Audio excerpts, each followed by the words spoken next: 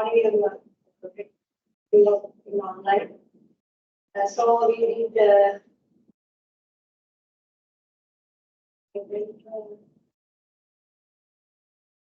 discuss the concept of cost of capital.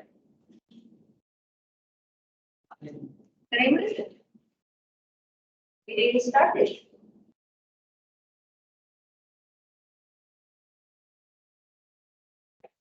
Let's start. Okay, today we have to do this one, cost of capital. When it's come to the cost of capital, this is a very important topic in finance.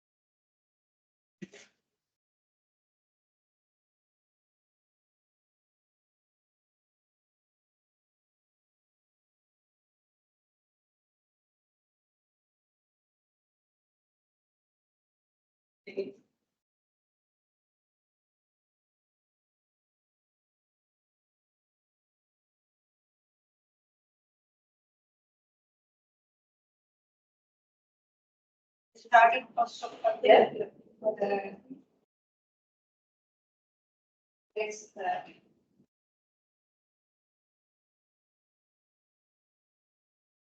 financial management going business finance. Now you have learned a lot of things, right? So you have identified basic things related to the fundamentals and the value calculation. So today we are going to estimate cost of capital of the company or the cost of capital of a business firm. This is very important one.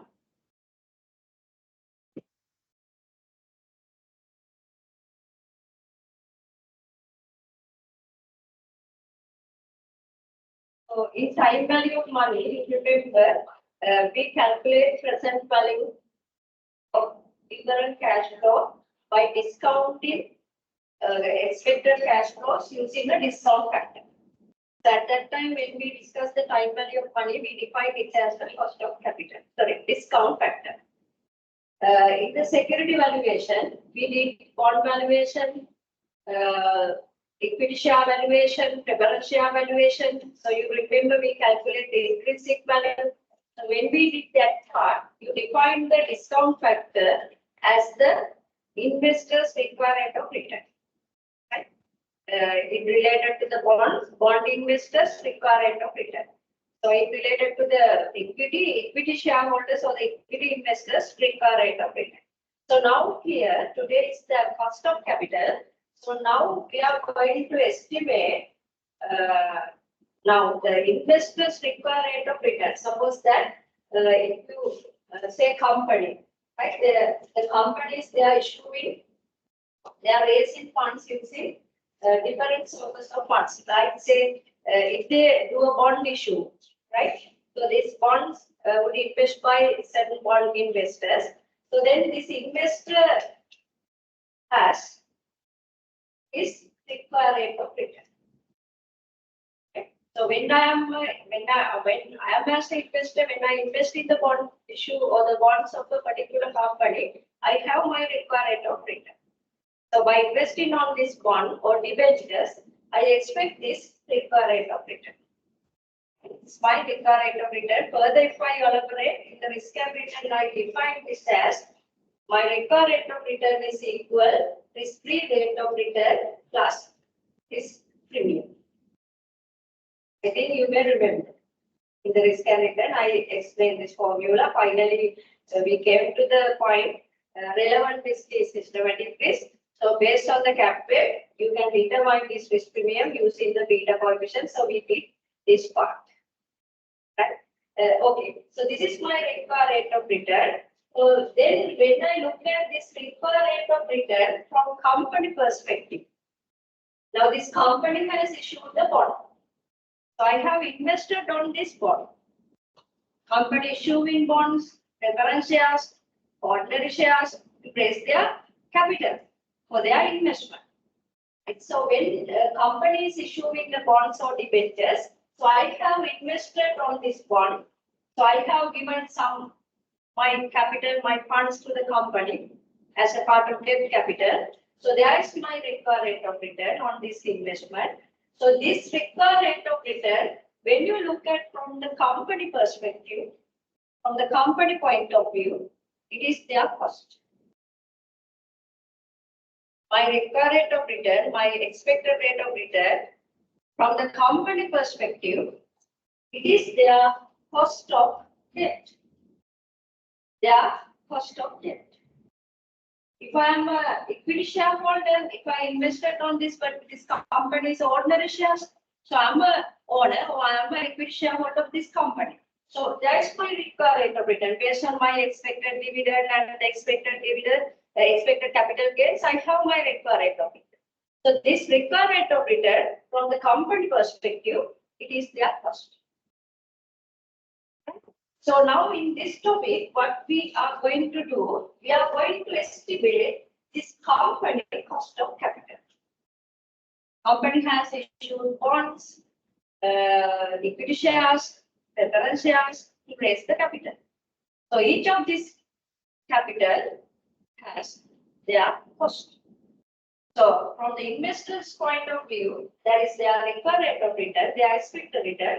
From the company perspective, that is their our cost. So you should know what is the company cost of capital. Because company raising funds using different sources for their investment. So they raise funds and they are investing in the different portfolios, in the different projects. Right? So by issuing bonds or debentures, you may have a company has raised the debt capital. So this raised capital, they are investing in different types of investment. That is our next topic. Today I am hoping to start that one also, budgeting. Right? So that is long-term investment. So by issuing bonds, you have raised the debt capital. So we invest these funds in the different projects or the portfolios. So this portfolio, so this investment, they are generating their rate of return. Say internally generated rate of return. So in order to assess or in order to evaluate whether this particular investment is feasible or not, whether this particular investment is a value generating one or value destroying one, to decide this thing, you should know what is the company cost of capital. That number you should know. Suppose here, internally generated rate of return from this project, say 15%. IRR is 15%. Now, today we are going to estimate company cost of capital. Say you have estimate company cost of capital, say 90%. So this is our company cost of capital. That is our, actually, if I further simplify it, the company cost of capital means this is the minimum required rate of return that company should generate from their investment. Because this cost of capital you have estimated using cost of debt, cost of equity, cost of preference shares. So this is the overall cost of capital of the company. Right? So this is the minimum required rate of return that company should earn from their investment in order to satisfy these investors. In order to give the interest, dividends, and preferred share dividends. So likewise, to provide this financial return, you should generate at least this rate of return. So therefore, you can define this cost of capital as the minimum required rate of return. Now, in this example, this particular investment, internal rate of return, or this project or this investment generated rate of return is 15%. Our cost of capital is 19%. Now, what you can say about this particular investment? Is it a value generating project or value generating investment or value destroying one? Cost of capital, cost of raising funds is 19%. By raising funds from the different sources of capital, you have invested on this investment. This investment generated rate of return is 15%. Is it a viable or is it a feasible investment? Cost is 19%.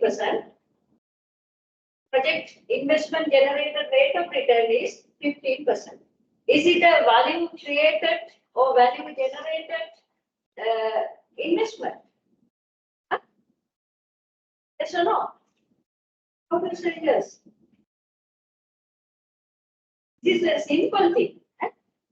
This is the cost of capital. This is the cost of raising funds. So this is actually from our investment. By doing investment, at least we should earn this in order to maximize shareholders' wealth, in order to maximize company value, in order to create value for the company. Our objective is value maximization, value creation. So in order to create value for the company or the shareholders of the company, from the investment, at least you should generate this. From the investment, at least you should generate this rate of return, 19%. So my question is, this is the project internally generated rate of return 15%. Cost of capital of the company is 19%. Is it a feasible? Is it a good project? No, because from this particular investment, at least you cannot cover the cost of capital. The project is generating only the 15%, but our minimum required rate of return from our investment is 19%, right? So this is the practical importance of knowing the cost of capital of the company. Without knowing this cost of capital, you cannot do the investment evaluation. In order to evaluate the investment like this, to calculate net present value, IRR, payback, profitability index, you should know what is our cost of capital. What is the company cost of capital? Right? So you cannot take any investment decision without the knowledge of the cost of capital. So therefore, this is very important topic for a finance manager. In investment decision analysis or the investment decisions evaluation, he should know what is our cost of capital. So that is what we are going to do. This is some overview of the topic. Now, if you go to the learning objectives, before going to the learning objectives, you can see this some example. At the end, you will answer for this type of question. Look at this one. You are given capital structure of the company. This is how this particular company has raised their capital structure. From the debt, 600,000. From the preferred shares, 400,000. From equity, 1 million. So this is their capital structure. And also you are given component cost for each type of capital. Cost of debt 19%, cost of preferred shares 15%, cost of equity 28%. Right? So if you know this information and also the applicable tax rate, so you can calculate company overall cost of capital. So this company overall cost of capital in our next lesson, we are using for the budgeting or the long-term investment evaluation. So this type of question you should be able to answer at the end of this discussion. In addition to that, you should know marginal cost of capital calculation like this. But anyway, this is the expectation. So therefore, in this cost of capital lesson, we are going to identify how to determine this. How to determine this each component cost of capital. How to determine cost of debt, cost of equity, cost of preference shares, and then how to determine overall cost of capital for the company, or we call weighted average cost of capital. And also you will learn what is the marginal cost of capital. If you have now here total capital is 2 million. This is 2 million. Suppose the company wants to increase their capital requirement. They want to increase this 2 million into say 2.5 million. For this additional capital, when we are raising 1 rupee more from this 2 million, what is the relevant cost? If you have to increase this 2 million by 1 rupee for an investment for a particular requirement, so what is the relevant cost of capital? So that is we call marginal cost of capital. So these are the things actually we are going to discuss. So at the end of this cost of capital, you will learn all these things. So let's look at the learning objectives. You will identify different sources of capital for the different type of business organization. So we discussed how to calculate cost for each source of capital, then overall cost of capital, and then finally MCC or the marginal cost of capital. Right. Now you can see different types of business organization. In Sri Lanka, you can see public limited companies, private companies, partnerships, sole proprietorship, societies, charity organizations. So likewise, these are the type of organization. Some are for profit, some type of organization you can see not for profit. Okay? If you look at this charity, societies, club, associations like this, they are not for profit. But there are also type of organization, they need capital, but not for the profit maximization, not for the profit. Now, if I ask, what are the sources of capital for this type of organization? If you take the public company, public limited company, PLC company, what are the sources of capital? They can, what are the ways they can raise the capital? Yes, they can issue shares, they can issue preference shares, equity shares, they can issue bonds, they can use commercial paper like things also. Here, the other thing actually I forgot to mention, under the cost of capital, we discussed long-term financing, not the short-term financing. Now, if you take the commercial paper issue, this is a way raising some capital, but for the short term. You know what is commercial papers? PLC companies, public limited companies can issue commercial papers, but to raise certain money, certain capital for the short period, short time. That means for 1 year particularly. And also they can use bank overdraft. They can take a bank overdraft, but this for the short term. Under the cost of capital, so when you estimate this weighted average cost of capital of the company, or this cost of capital number, we consider long-term sources of funds. Right? Long-term sources of funds, like preference shares, debentures, equity shares, long-term bank loans. So those are the long-term sources of funds. So when it's come to the public company, as you mentioned, they can issue equity, they can issue bonds, they can issue preference shares, they can take bank loans. So these are the sources of funds. If you take private company, what are the sources of funds? Private companies? Yes? Investors? From what are the sources? Are they can issue shares, private companies? Yes, they can. But the difference is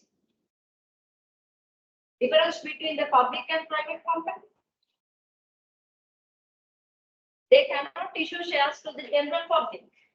A private company can issue shares, debentures, even preference shares if they need, but between the shareholders. Maximum, I think 50 according to the new Companies Act, I think 50, no? So between these shareholders, they can issue shares. They can issue debentures. But for the public company, if you take the PSC company, they can issue shares general public. They can do IPO, initial public offering, to raise the capital. But for the private company, they can issue all these things among the shareholders. That's maximum 50. And also they can take bank loans. Partnership. What is the main source of funds? Partnership. Partners, capital, bank loans, likewise. They cannot do any share issue. Okay? For the private partnership, no way to do the share issue. So mainly they are raising their funds requirement, capital requirement by using partners' capital.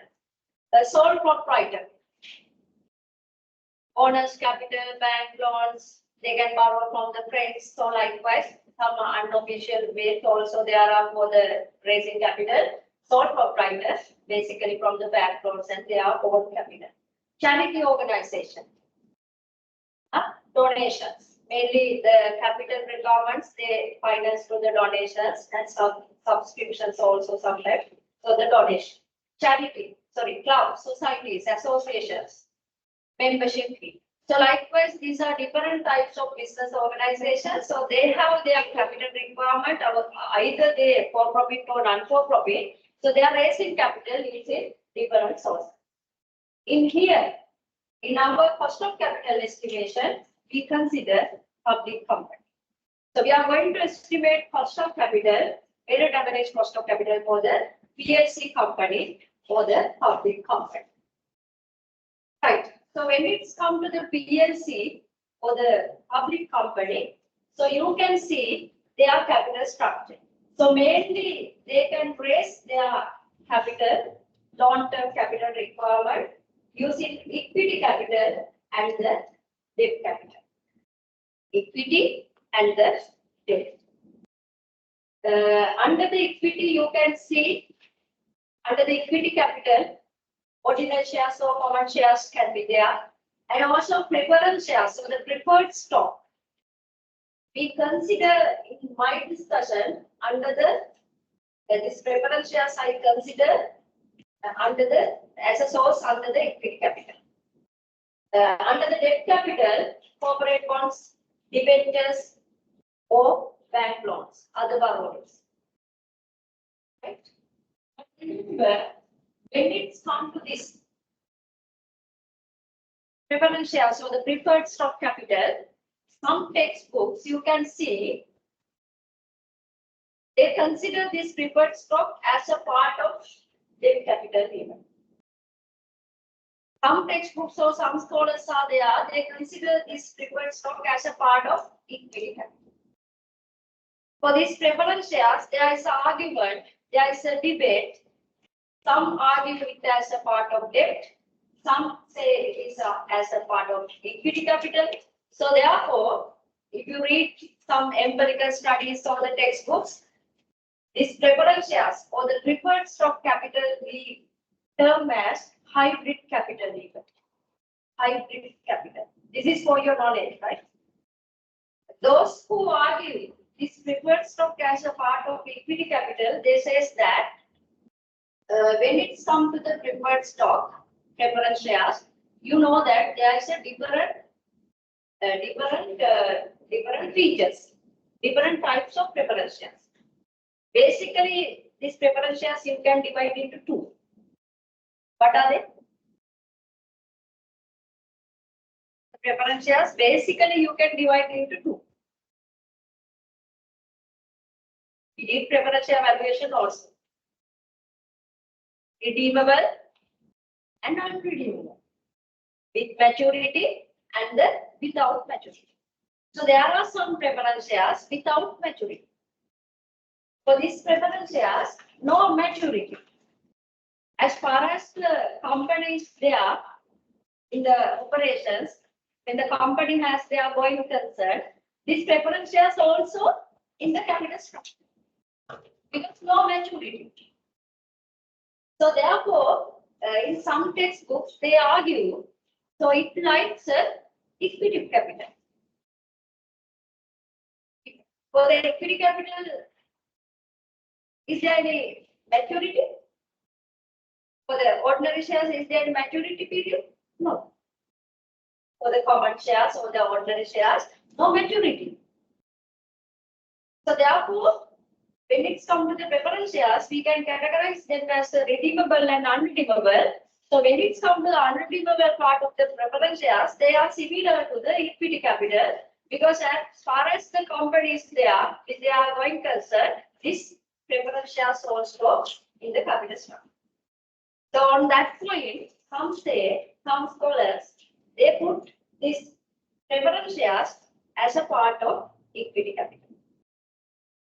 But still, there is a difference between these preference shares and ordinary shares. What is the difference? What is the difference? Dividends is fixed. For the preferred stock, dividend is fixed. But for the common shares, ordinary shares, dividend is fluctuating. On that point, they put preference shares as a part of debt capital, sorry, equity capital. Another way, others argue that for these preference shares, there is a fixed dividend. Right? And also for the preference shares, there is a maturity. After a certain period, you can redeem them. Preference shares, after a certain period, you can redeem them. You have to redeem. So therefore, there is a fixed dividend and also maturity period is there. So on this aspect, by taking this point, some scholars argue this preference shares as a part of debt capital. So because of this debate or because of these cross arguments, different textbooks categorize these preference shares in the different way. So therefore, sometimes we identify it as a hybrid security because it has some characteristics like equity capital. It has some characteristics like debt capital. And the other thing I want to mention, when it's consider this equity and the debt capital, main difference between the equity and debt capital, can anyone tell me? Capital structure, you can divide into two, equity and the debt capital. What is the main difference between the equity capital and the debt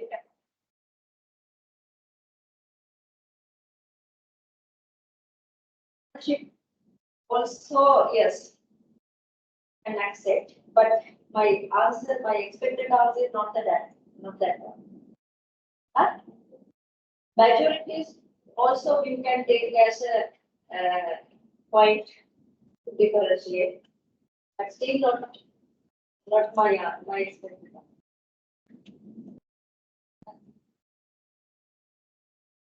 Yeah, that is a point of the risk. That is also you can take to differentiate this between two. Still not the answer.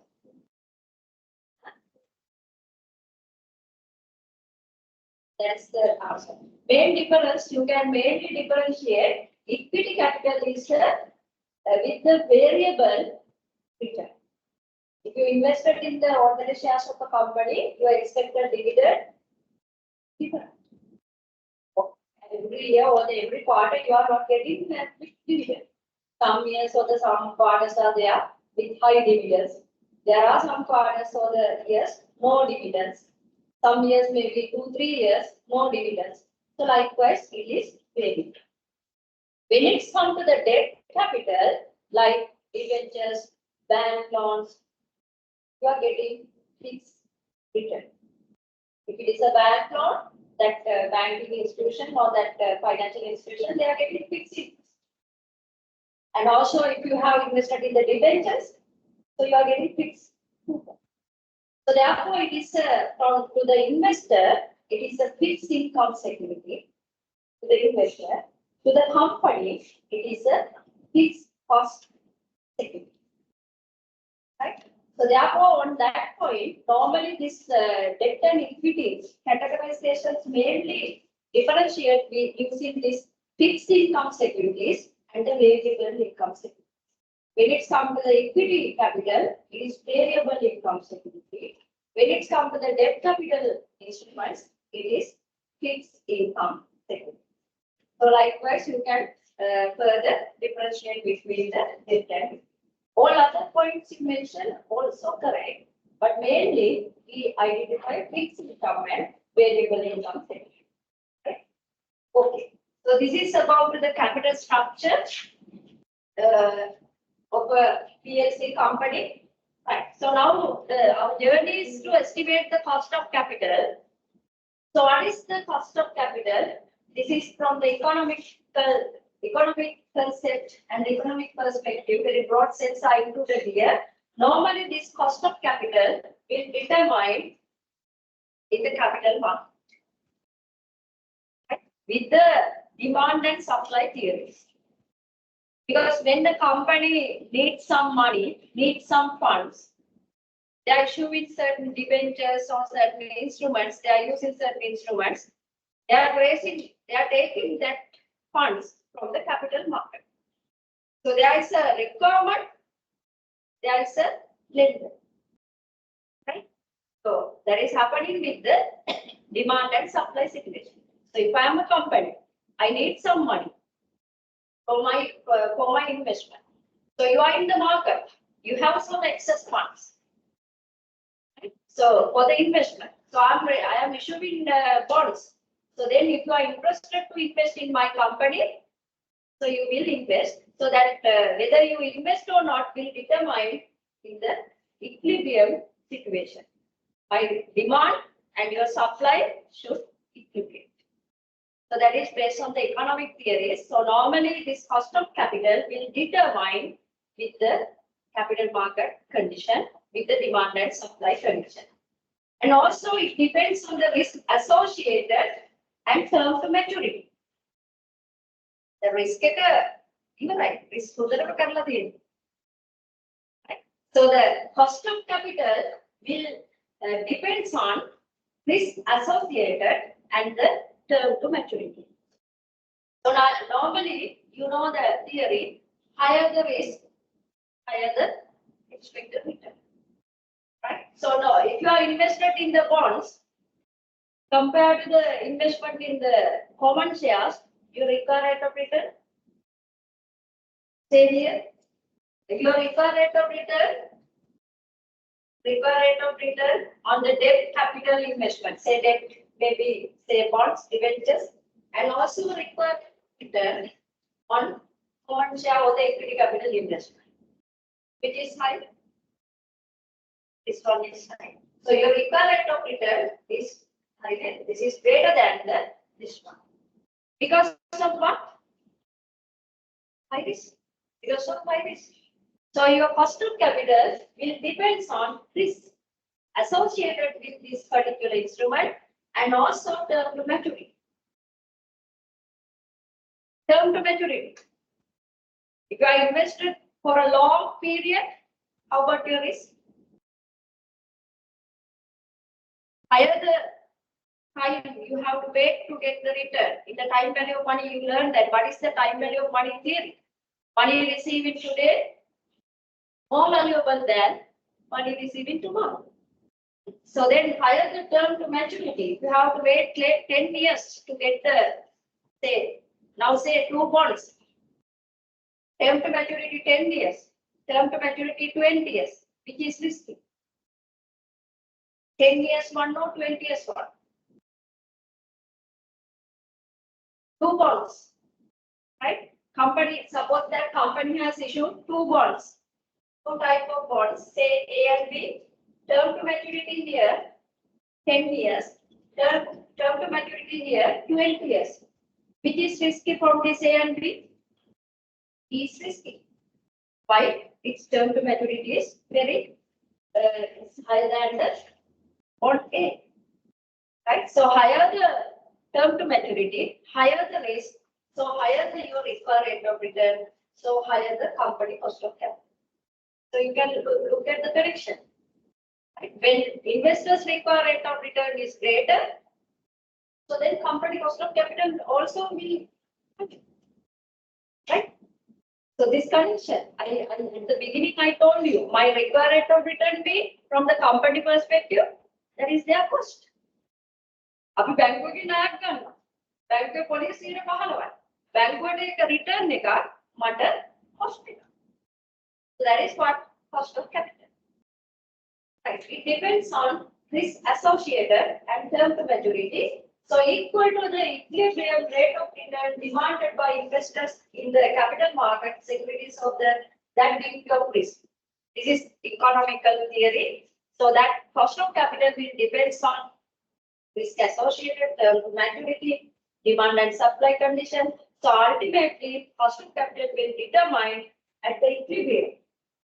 That is what I wish to borrow, and that is the amount that you wish to lend. So that equilibrium. Mama ganna sawa then the kamathi rate. So that is equilibrium based on the economic theory. Right. So this is cost of capital. How that works. When it's come to the cost of capital, you can see different terms are used. In time value of money, you identify this as a cost of money, or you mention it as a discount factor. When we discuss the time value of money, expected cash flows in the different time periods, you discount it using the discount factor. So that discount factor we define as the cost of money or opportunity cost of capital. So that is again cost of capital. And also you can see we define it as a appropriate discount factor. Time value money එනදී අපි risk return කරලත් නැහැ මේවා කතා කරලත් නැහැ අපි සාමාන්‍ය value කියන concept එක පටන් ගන්නද. So when you calculate the present value future value of the different cash flows, we define this discount for this discounting factor as the discount rate. So when it's come to the security valuation, bond valuation, equity share valuation, preference share valuation, we define it as our required rate of return. So now with the cost of capital estimation, same variable we are defining here as the cost of capital or cost of money. So you can look at the interconnection of these topics. Look at the interconnection of this topic. How this cost of capital related to the objective of financial management? What is the objective of financial management? Maximizing value, maximizing owner's wealth, or maximizing value of the company. So our fundamental formula for the value calculation, value is equal based on the cash flow, expected cash flow discounted by some discount factor related to this to activity and the risk level. So this discount factor again is what? In our next topic, in the capital budgeting, this cost of capital you are using to calculate net present value of the project. We are calculating net present value of the investment using this cost of capital to see whether this particular investment is accepted or not. So that is cost of capital. Based on that, this cost of capital we use as the discount factor. So value depends on cost of capital. Higher the cost of capital, higher the risk, so value is declined. So that is why companies or investors are not taking unnecessarily. They are not taking risk unnecessarily. අපි අනවශ්‍ය විදිහේ risk එකක් ගන්න යන්නේ නැහැ. සාමාන්‍ය risk එකක් තමයි ගන්න, because when you are exposed to the unnecessary level of risk, your wealth is decreased. Your wealth is destroyed. So these are the concepts. Actually, these are very important. You better to identify this interconnection. In future, if you are specializing in the finance related degrees, if you are taking, you can see under the portfolio management, in the business valuation, the same things we are learning in these.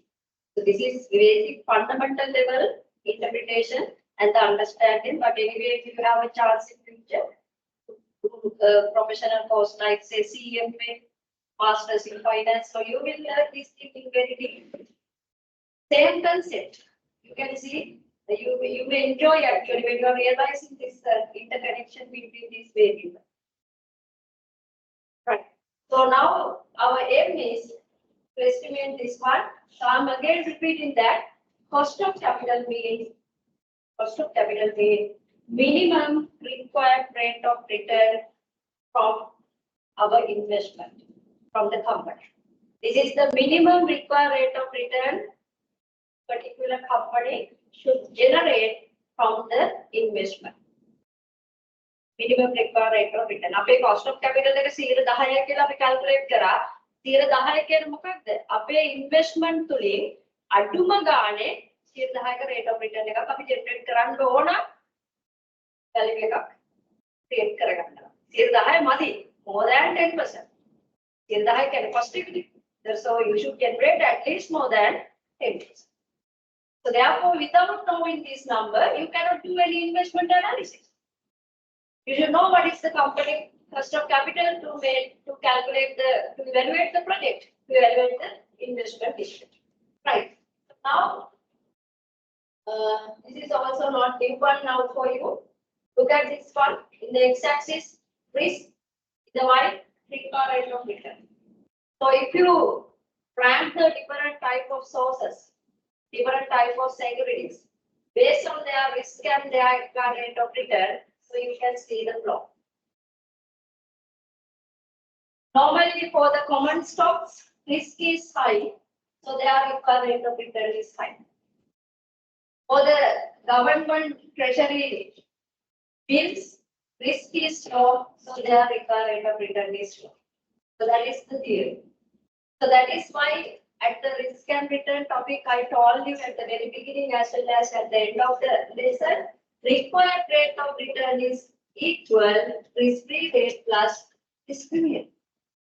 Risk-free rate of return for the time value of money, risk premium for the level of risk, that appropriate level of risk for this particular investment.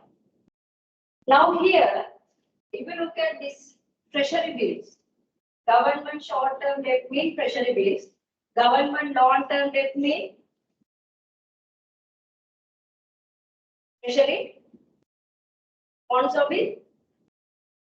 Government long, LT mean long-term, ST mean short-term. Government short-term securities mean treasury bills, government long-term securities mean treasury bonds.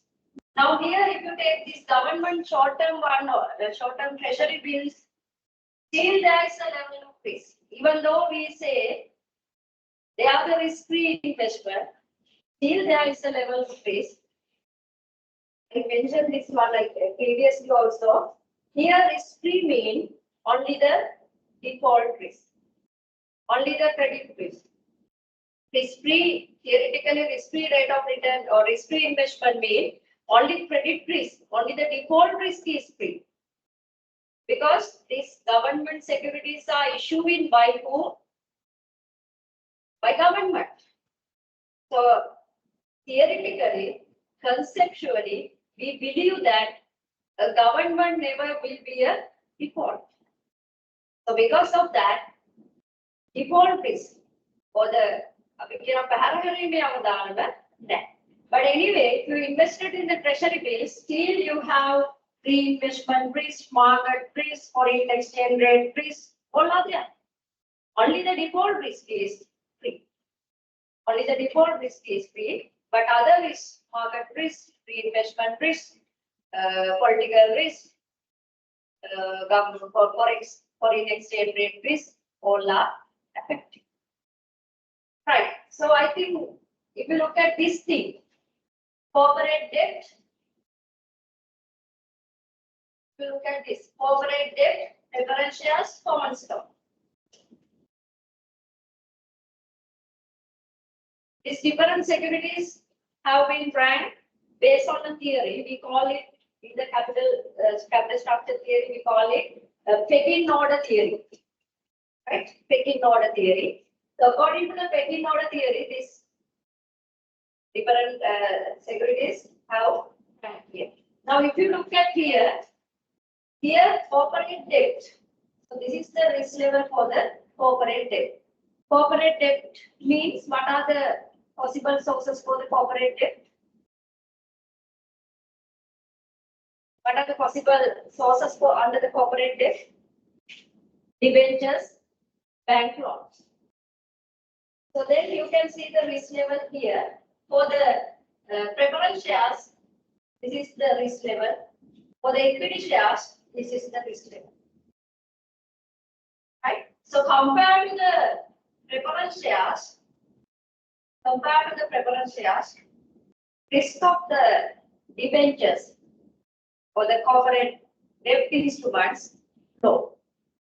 Because as you mentioned, if any bankrupt, if financial distress situation occurred in the company, these parties, debt or the bondholders, bank loan providers have priority as their part before the preference shareholders. So that is why their risk is low. According to the second order theory, and this is the company bankrupt.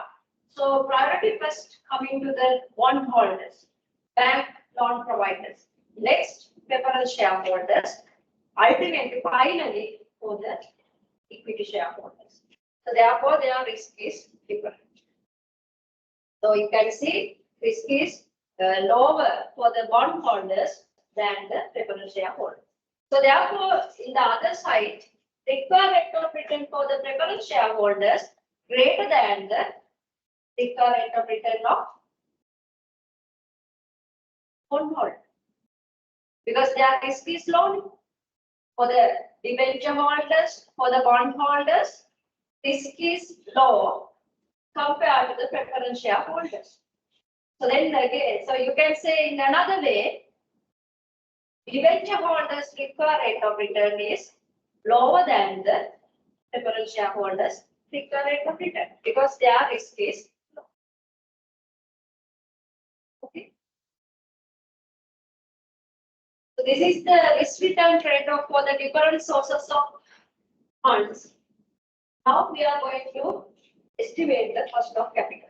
So the process is, first we discuss how to determine cost of debt, cost of preference shares, cost of equity, then overall cost of capital of the company and the marginal cost of capital.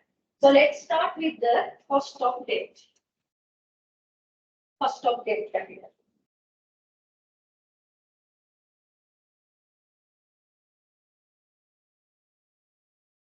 Now you can see here two companies' income statements. Say company A, company B. It's a very simple income statement for two companies A and B. Here unlevered means no any debt capital. Right? Unlevered means no debt. Levered means with the debt capital. Unlevered means no debt, total equity financing. Levered means debt level debt can be there. So two companies are there, A and B. Unlevered and the levered. Now you can see, you can compare these two income statements. If you look at revenue for both, same. Expenses for both are same, 77. So EBIT, earning before interest and tax, EBIT for the operating profit. Company B 110. Here also 110. For the unlevered company, no interest because there is no debt capital for them, so no interest cost. So then for the company A, EBIT for the EBT, earning before tax, 110. Here also 110. Suppose the tax rate for these companies is 40%.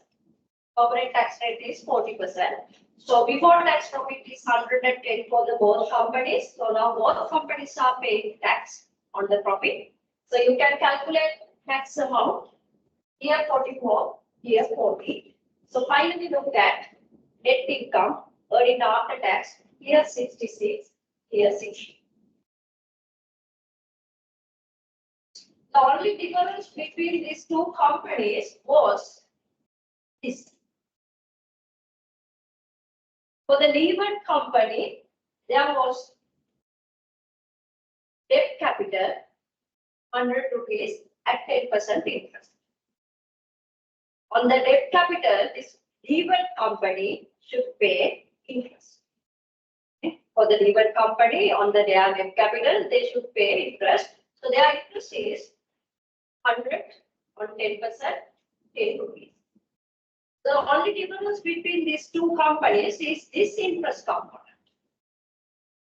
But if you look at this net income or the earning after tax, the difference here 6 rupees. What's happened? So this levered company, right? This levered company has receiving some tax shield or tax advantage because this interest is tax deductible expenditure.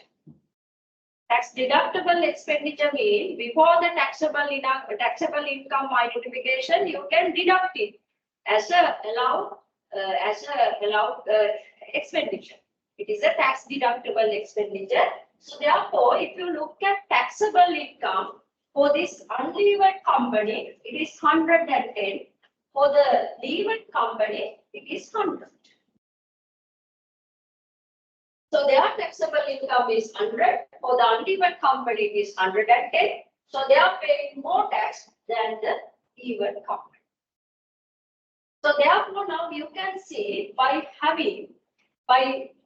with the debt capital, companies are getting certain advantage on the tax.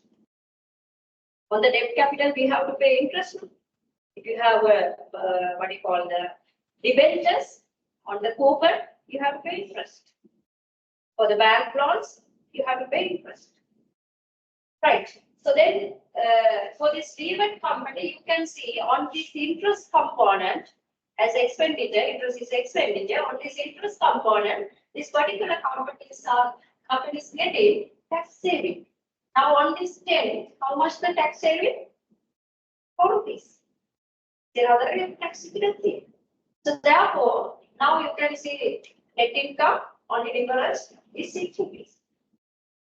So what I'm trying to show you, even though for this levered company, interest rate on their debt capital 10%, actually they are paying interest on 10% to the bank.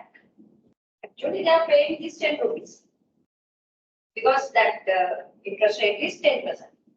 Even though they pay 10% interest to the particular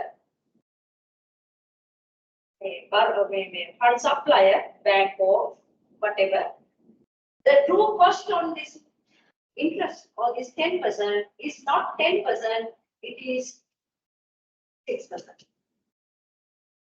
For the company, true cost, really the cost is not the 10%, it's around 6%. So therefore, when you estimate the cost of debt, you have to consider this true cost of debt. If you take this 10%, that's not wrong. That does not show you the real cost of debt. So therefore, when you calculate the cost of debt for the cost of capital estimation, cost of debt we have to take after tax cost of debt. KD, right? I think it is there in the next slide. Cost of debt, KD is the cost of debt after tax cost of debt. So after tax cost of debt is equal before tax cost of debt into 1 minus tax rate. Before tax cost of debt into 1 minus tax rate. Now in this example, before tax cost of debt is 10%, tax rate is 40%. So 1 minus 40. So you will get after tax cost of debt is 6%. So that is you have to take as the company cost of debt. Is the cost of debt, not the 10%. The 10%. The everything is there.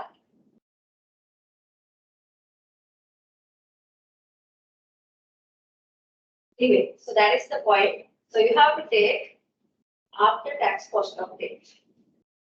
Very simple thing, right? So, but conception that is very strong. So when you calculate the cost of debt, what you have to do?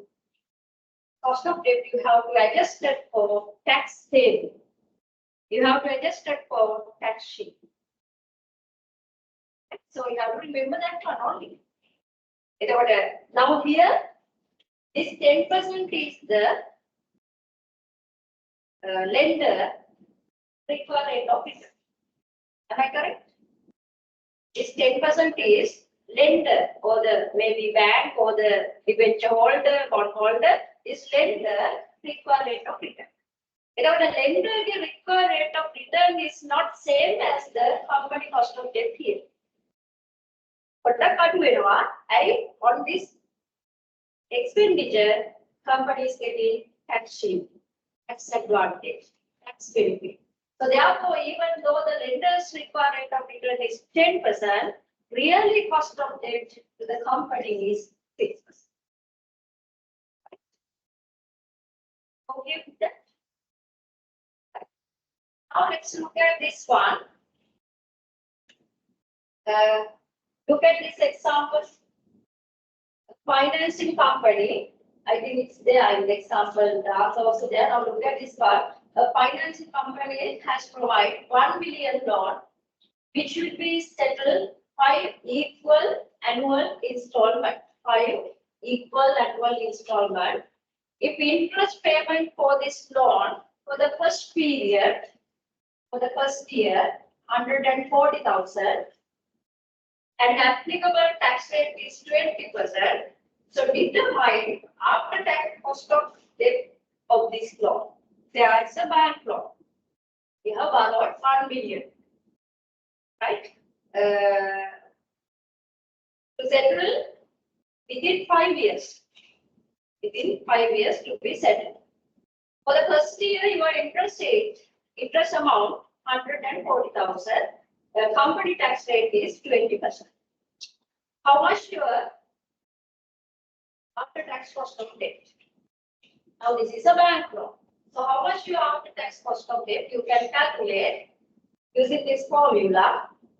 Interest after tax. Interest after tax means now in this example, interest is 140,000 for the first year. Then recall the loan amortization schedule. We discussed in the time value. For the first year, for the year 1, interest component is 140,000. So after tax interest value or the interest cost is 1 minus 20. You can get it. Divide by market value or we call book value of the loan. Some textbooks they use the book value of the loan. So here book value is 1 million. Book value is 1 million. So you will get 7 point. Now tell me what is the interest rate here? Tell me what is the interest rate here for this loan? You have borrowed 1 million. First year interest component 140,000. So how much the annual interest rate? Rate here.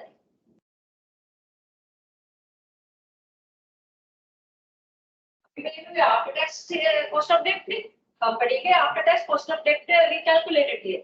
So how much the interest on this loan? 14%.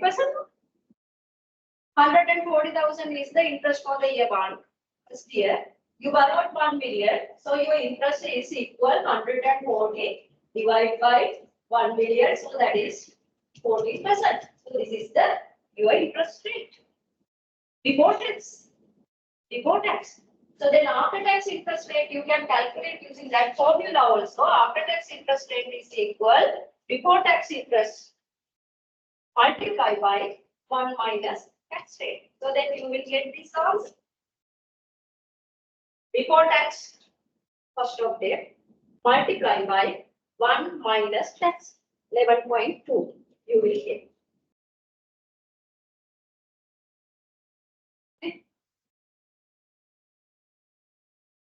same months. Now my question is, this is a 5-year loan. The amortization period of this loan is 5 years. You are trying to pay, you are paid off this loan in 5 years. So this is for the year 1. Suppose that you are estimating company cost of debt in after the 3 years of this loan. This is the year 1. That's it. May out the cost of debt estimate correct may out. Suppose you are estimating the company cost of debt after 3 years of the borrowing of this loan. How much the cost of debt? Is it same or is it different? Different. Did you get my question? This is here. This is suppose in this year you borrowed 1 million at 40% interest rate. So your after tax cost of debt is a 20% tax rate is 11.2. Suppose you are estimating company cost of debt in 3 years from this borrowing. So the company cost of debt estimate. So what is the cost of debt here?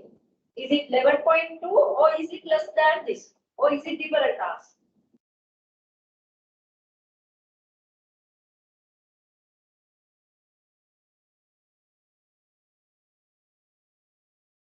The system is different. Different. Same. Right. Now your exercise, calculate the installment, prepare the amortization schedule quickly. For 5 years, prepare the amortization schedule because we need the time value of money. Calculate the installment and prepare the amortization schedule.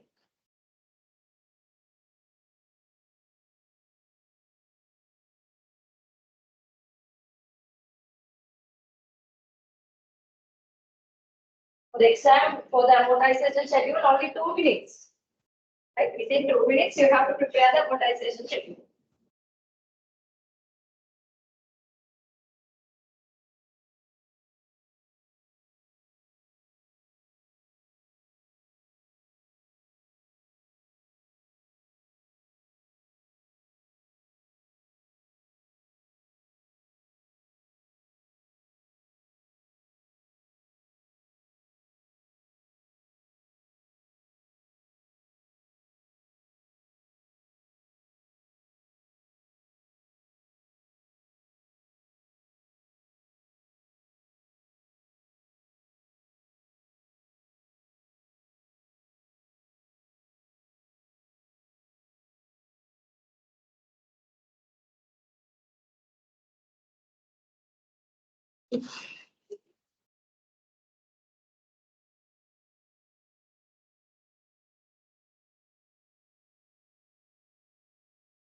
What is the installment?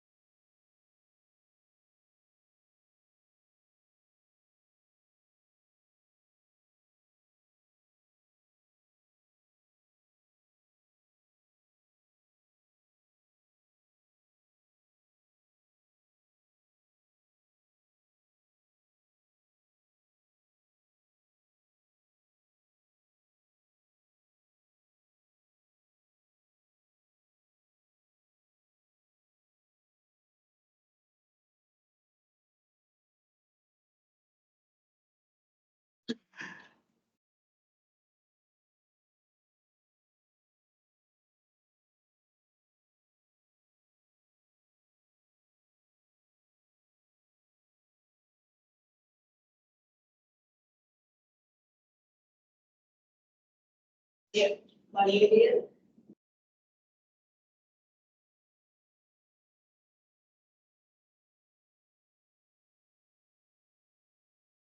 in 5 years. Interest rate is 12%. How much the periodic payment? Annual installment?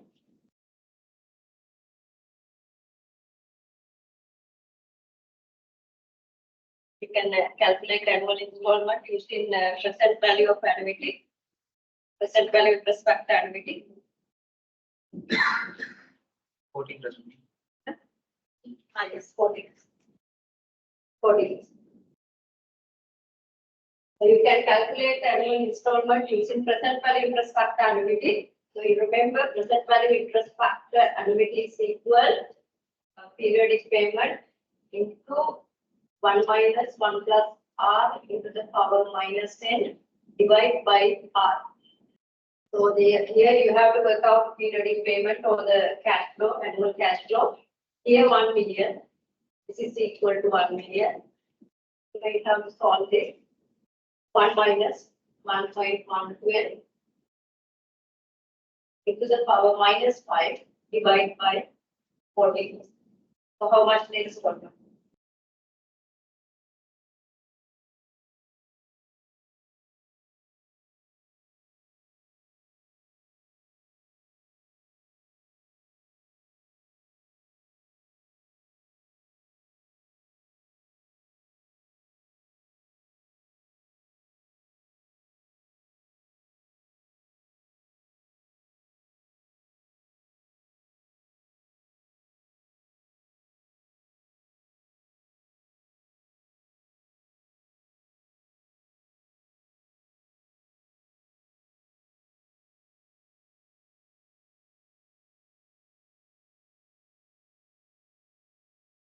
The annual installment.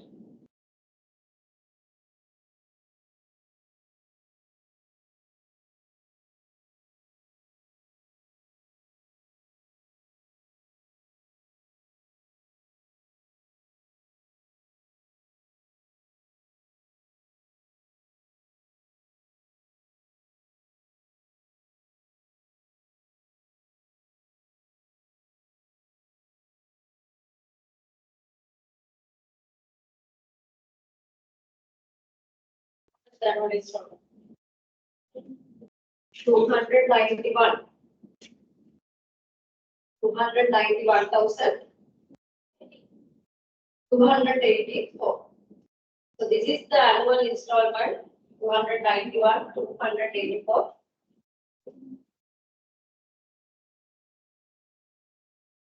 Did you get it? Now prepare the amortization schedule for the 5 years. So this is the annual installment. Now prepare the amortization schedule.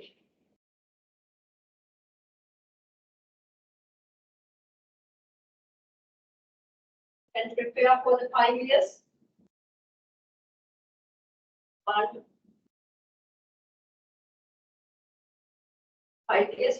1, 2, 3, 4, 5. So likewise, principal at start 1 million. Interest.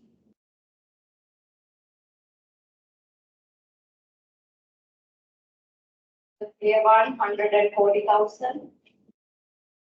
Installment.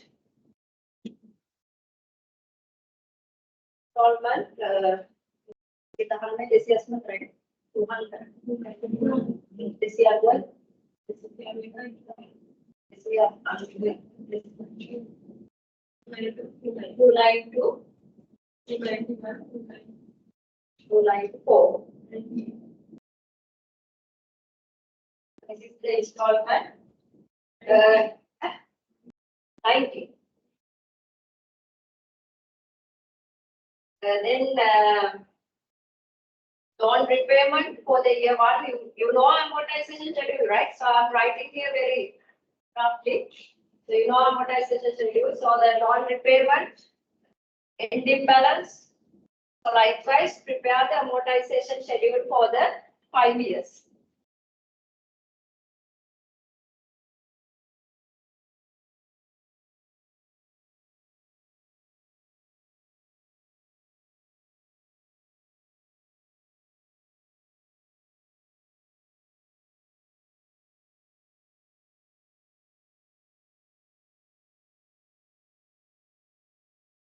can do this one by yourself. The point I want to emphasize here. So now you can see this is 5 years, 1, 2, 3, 4, 5 years. You can prepare later. So this is the after-tax cost of debt. For the year one, you calculate after-tax cost of debt. I think you can remember the formula: interest after tax divided by value of the loan. So in the year one, value of the loan is 1 million. If you are calculating after-tax cost of debt for the year 3, right? For here, see, for the year 3, so your cost of debt after tax is equal. Interest component is 94,675 divided by value of the loan. So you will get the same answer. So if you are calculating after tax cost of debt for the year 5, again, this is the interest, 35,772. This is you have to multiply by 1 minus tax rate. You have to take after tax cost, divide by 255,512. You can check quickly, randomly 1 and 2. So then you will see you are getting 11.2 equal for the 5 million. Did you get the point? Not different. For throughout the loan, your after tax cost of debt is same. With the assumption that tax rate is constant. With that assumption, if tax rate is changed, you will get the different answer. But anyway, with that constant tax rate, we are on that kind of with the constant tax rate throughout this period, your after tax cost of debt will be same.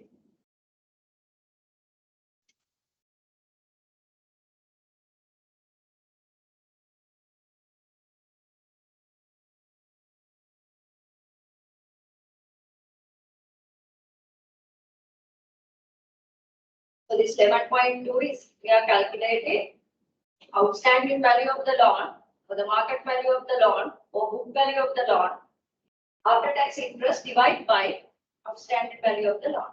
In the year 1 it is 1 million, but it is year 5 it is 255,520.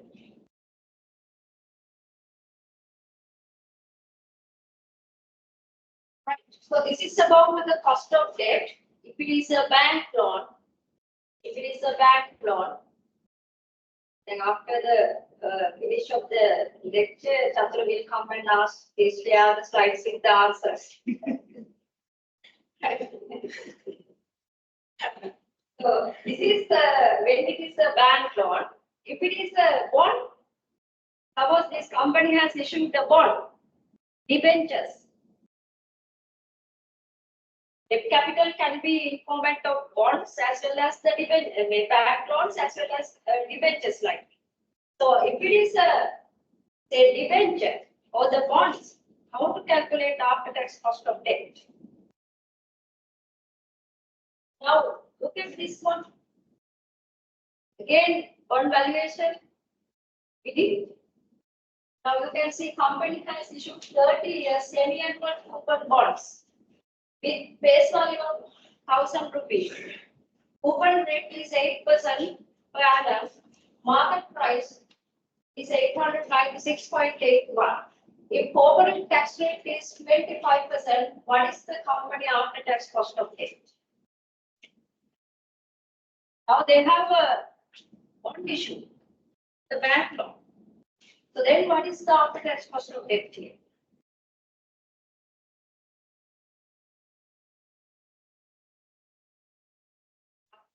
There is a bond. Remains 30 years to maturity.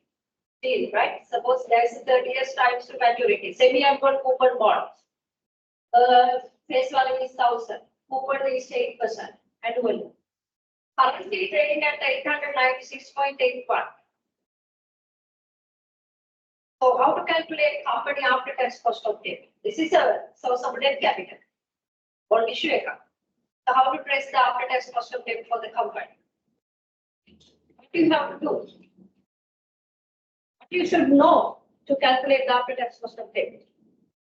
Huh? Effective interest rate. Effective interest rate means You mean what?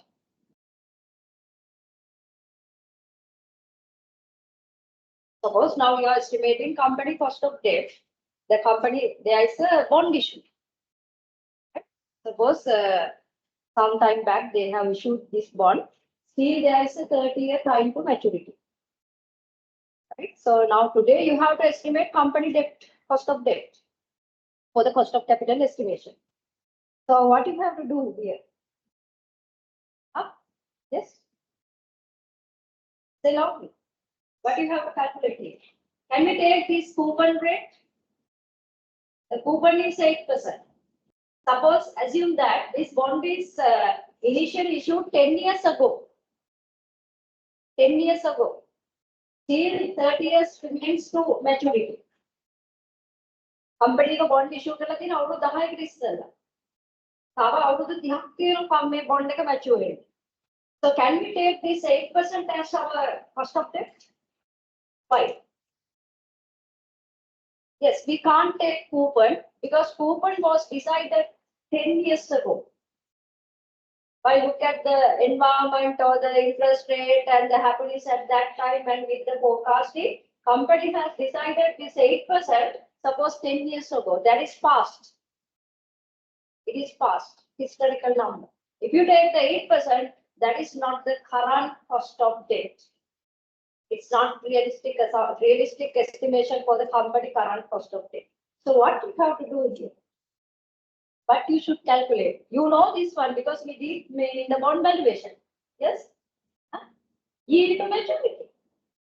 So you have to calculate YTA. So what is the YTA? Suppose today you are investing on this bond at 896 and you are keep this bond until its maturity. So what is your expected realized rate of return? So that is your current required rate of return. That is the YTA. The YTA මතකද? ඒකට ප්‍රශ්නේ මොකක්ද මතකද?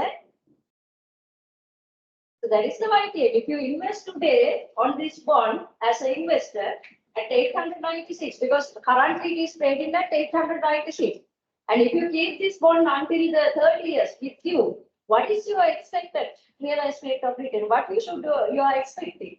So that is implied your current required rate of return. So calculate the YTM and adjust the YTM for the tax. That is the after-tax cost of debt. If it is a bad loan, like we discussed in previous. If it is a bond, you have to work out YTM into maturity. Then you can adjust that for the tax sheet. So calculate YTM. Done that. Did calculate the YTM not? How much calculate karanga? So what?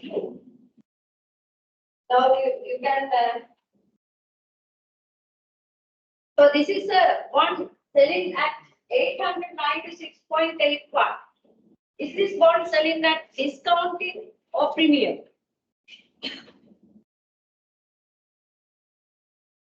896. Currently, this bond is trading at 896. Is it selling at premium or discounting? Discounting because the trading price today is less than the face value. So when a bond is selling at discounting, what is the relationship between coupon and the YTM?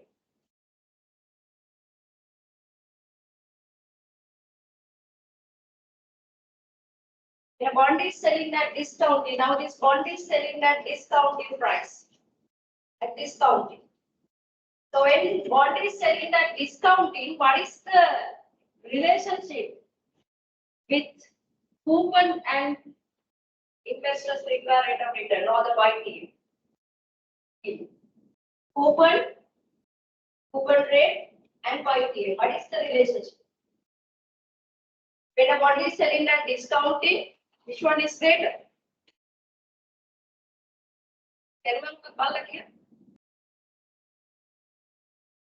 When a bond is selling at discounting,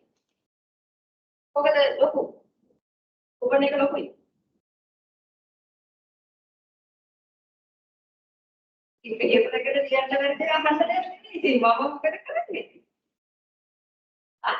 when a bond is selling at discounting,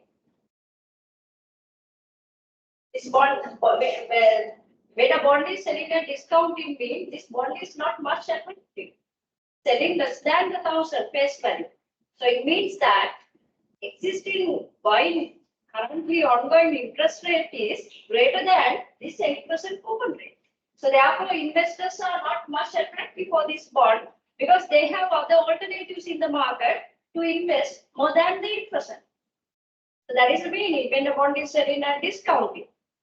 So then when the bond is selling at discounting, which is greater, YTM is greater than the coupon. So then your answer should be greater than 8%. So you may recall what is the method. You have to go with trial and error method, linear interpolation, and approximately you have to take the YTM using that method. So to do the linear interpolation, you should know at least this. You have to recall this.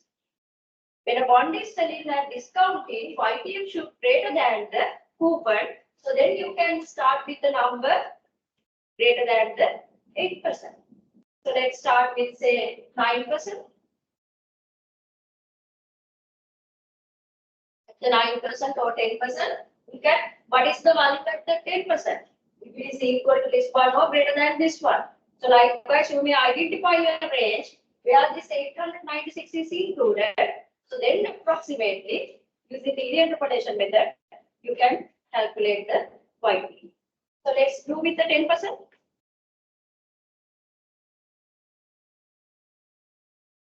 10%, calculate the value of the bond. 10% value of the bond.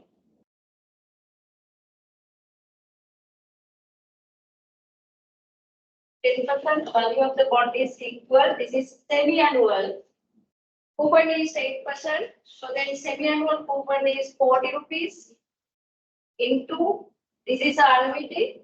Our rate is 10%. So then 1 minus 1.05 into the power 30 means that is 60 divided by 5%. Plus at redemption you are getting 1,000 face value. 1,000 you are discounted by 1.05 into the power 60. What is the value at 10%?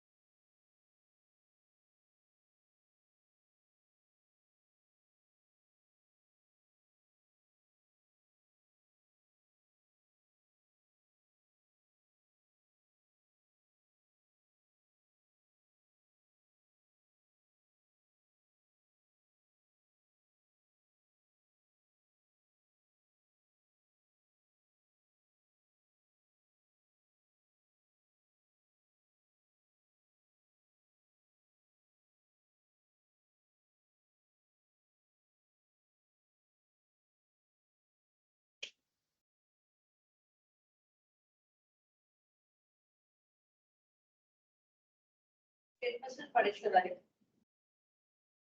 Bond value?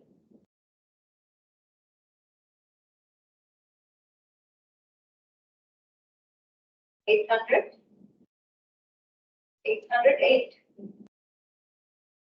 You will get 810.7. So now we are trying to identify YTA. YTA means if you purchase today this bond at 896 and if you keep it for 30 years, if your realized rate of return, or that is actually the IRR. From this investment, your internally generated rate of return, IRR. Right. So now it is 810.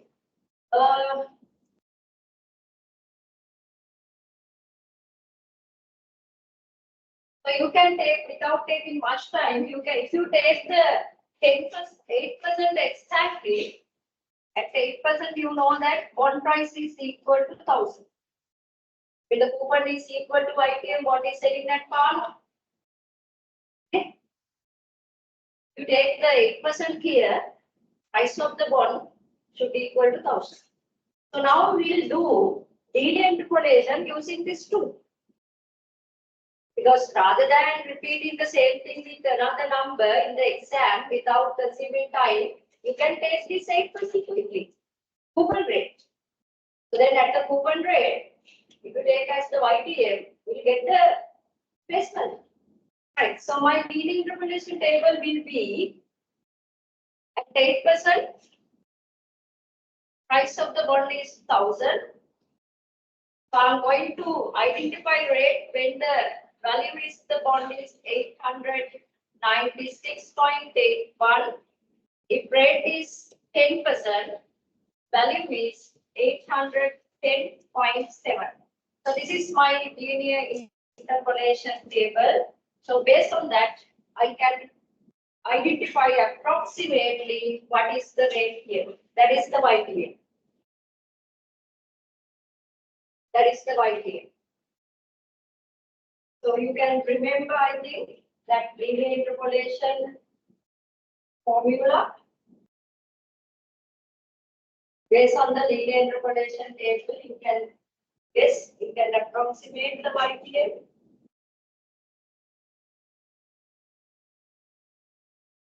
So YTM in between this 1,000 and 810, 896 is there.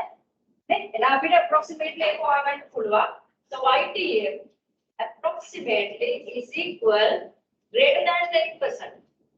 So 8% plus difference between the large value and the small value, 1,000 minus 810.7. Difference between the highest and the lowest value, 1,000 minus 810. How much the difference from this two? 189.3. For this difference, rate has differentiated by only 2%. So then, for this difference, largest and the CT value, whether difference is 1,000 minus 896, 103.19.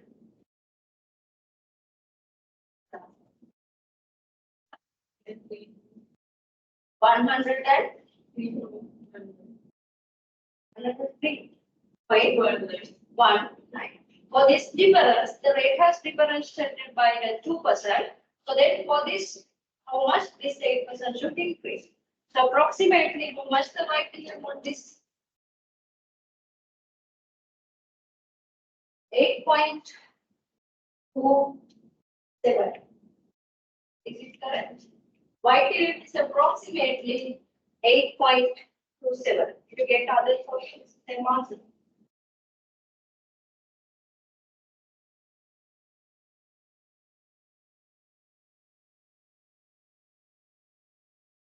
YTM check it.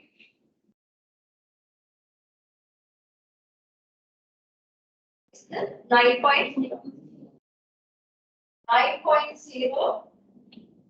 So this is the YTM. This is not the cost of debt for the cost of capital calculation. Realize the difference. So this is your YTM. The bond investment. This is the YTM. Yield to maturity.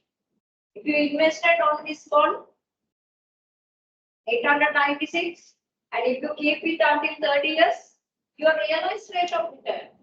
This you expected 9.09. So this is what current market ongoing interest rate approximately. Interest rate but this is not our company cost of capital, a cost of debt. Why? That you are getting tax advantage. So therefore you have to adjust this for the tax. So you can see after tax cost of debt then 6.75.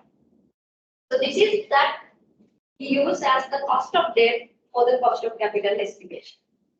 6.75.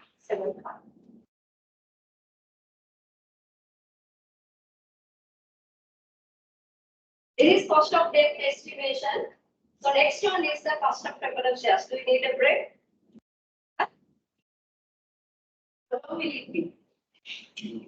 30 minutes? Come soon, right? We'll have a break and come soon. So then we can discuss cost of preferred shares and the equity and finalize the cost of capital. Come soon as much as possible.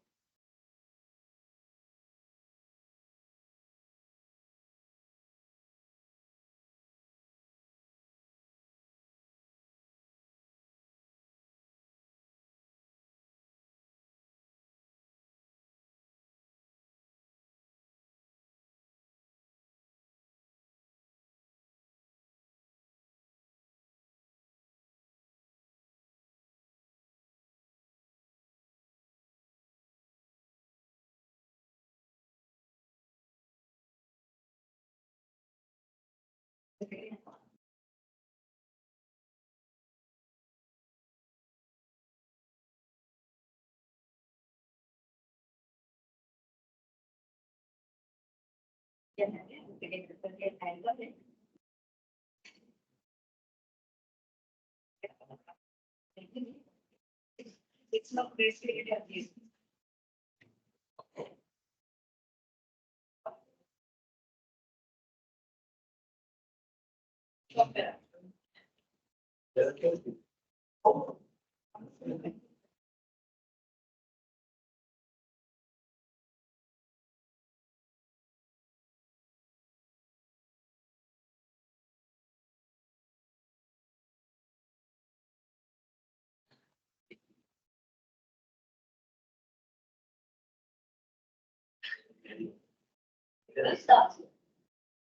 Approximately, there will be 9% we get the 9.09.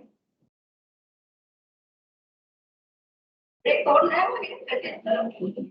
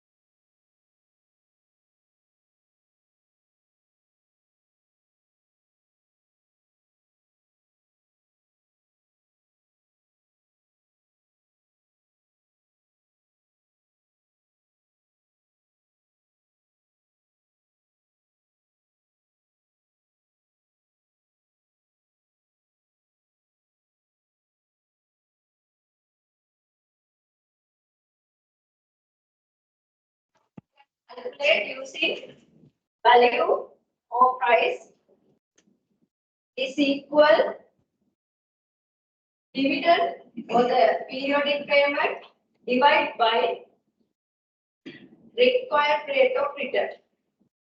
You remember this one, right? We apply this thing in the security valuation.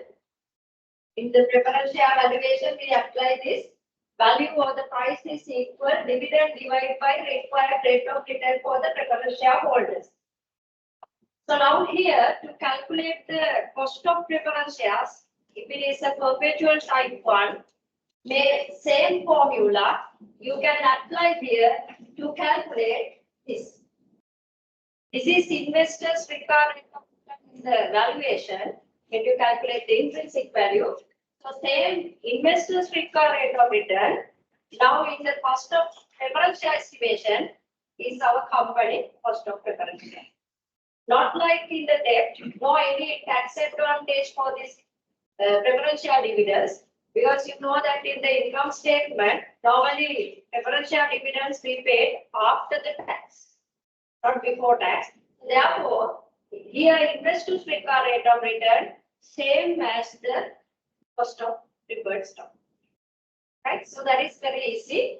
If you look at example, company can issue preferred stock for a net price of 30 rupees and preferred stock pay 4.5 rupees, 4.50 rupees as dividend. So what is this? What is the cost of this preferred stock? Now this is without maturity. So this is the perpetual type preference share, preferred stock. So therefore you can calculate cost of this preferred stock simply using this formula. Dividend divided by market price. How this formula is derived from the valuation formula, like I showed you previously. So the same that valuation when the preferred perpetual type preferred stock when you are valuing, value is equal dividend divided by required rate of return. So if you want to calculate the required rate of return, so the required rate of return is equal dividend divided by. So here how much the value? 4.50 is the dividend. 4.50 is the dividend.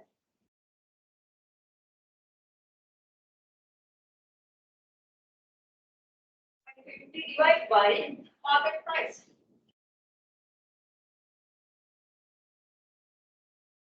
$4.50 divided by market price. How much the value? 30. Very easy that. So the answer is 8%.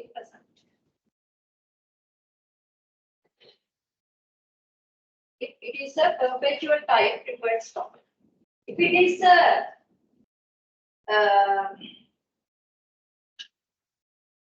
say with the maturity, if it is a preference share with maturity, then again what you have to do, you have to calculate YTA. Like in the bonds. Now look at this one.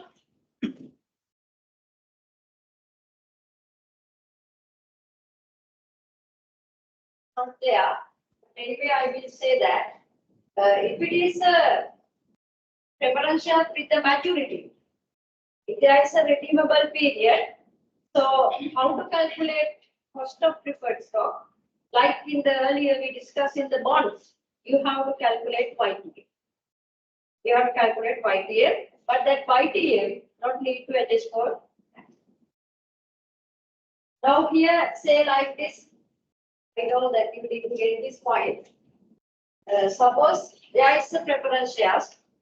I will write here. Company has issued preferred stock with say 10 years to maturity. Right? 10 years to maturity. Dividend is say 10%. 10% annually. Normally, you know that for the preferred stock for the preference shares, face value is 100. So face value is say 100. Suppose that currently this stock is trading in the marketplace, say 495. No, so now this is the preference share with the maturity. Time to maturity is 10 years. Dividend rate is 10% on the face value, and face value is 100. Current trading price. So this is the market price. Say this is the market price. This is the face value. This is the dividend rate. So this is the time to maturity. So this is a redeemable one. In such a scenario, if I ask you to calculate cost of preference shares or KP, cost of preference shares, what you have to do? Similar to the previously we discussed bond case, so here you have to calculate YT into maturity. So that is the cost of preference shares. But no need to adjust in the previous in the bond. After the YT calculation, you adjusted it for the tax sheet. But here no need to do that because there is no any tax advantage on the preference share on the preference share dividend. So therefore, simply you may calculate YT into maturity. So that is investors' required return and the company cost of preference shares. So I'm not going to do that one because the same procedure like we discussed earlier. So now here you are purchasing this preference shares for 95 rupees. If you keep this until its maturity for 10 years, annually you are getting 10 rupees dividend. At the maturity you are getting 100 rupees as the face value. So then calculate the YT.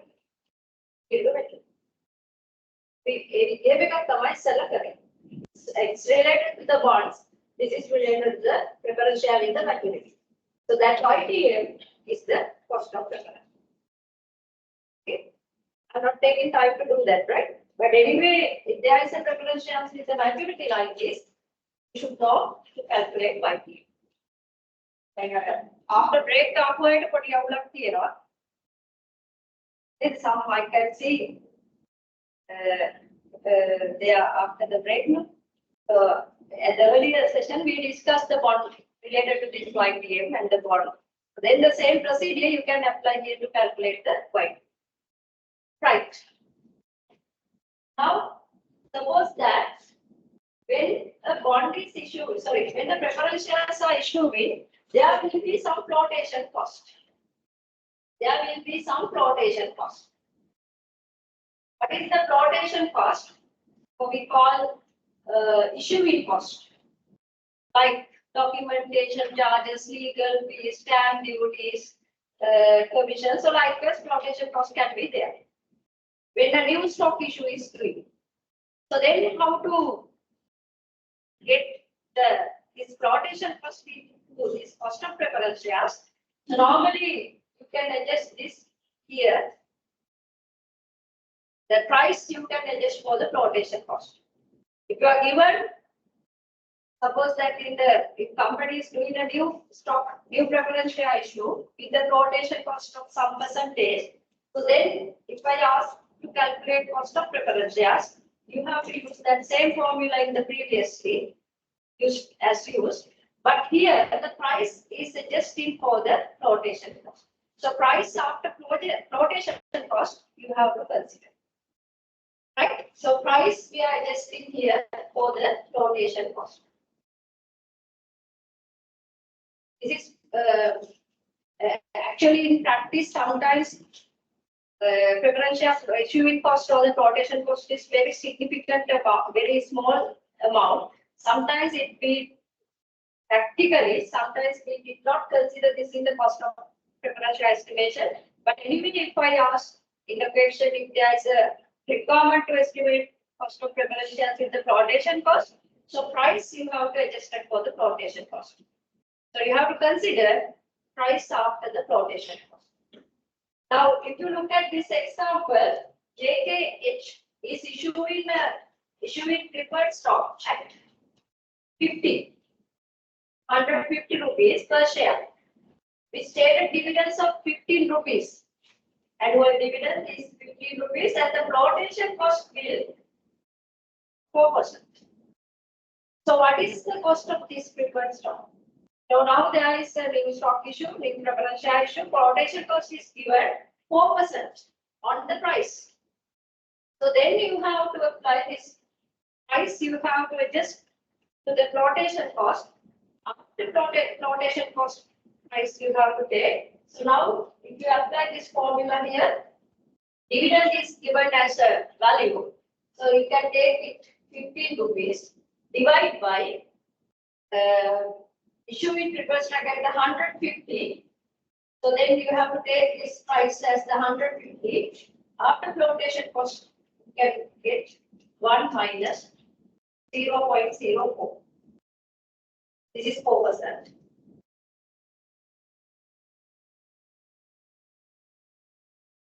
This is 4%. So you can get 150 into 1 minus 0.04. So then you will get the answer like this, 8.42%. So in the flotation cost, always that flotation cost normally you will get as a percentage. Normally we are given as a percentage, so that percentage you will just for the if it is if preferred stock is a maturity, even the price you have to adjust it for this flotation cost.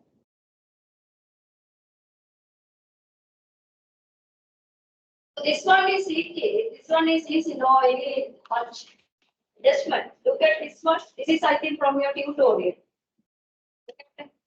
Tutorial question. Look at this.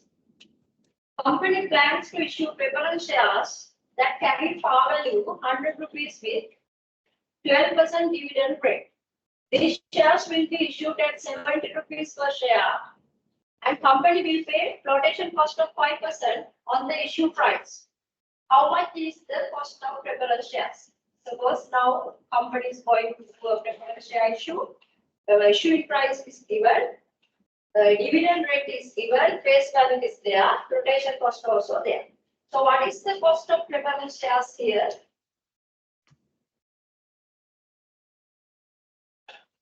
It's the cost of preference shares, KP.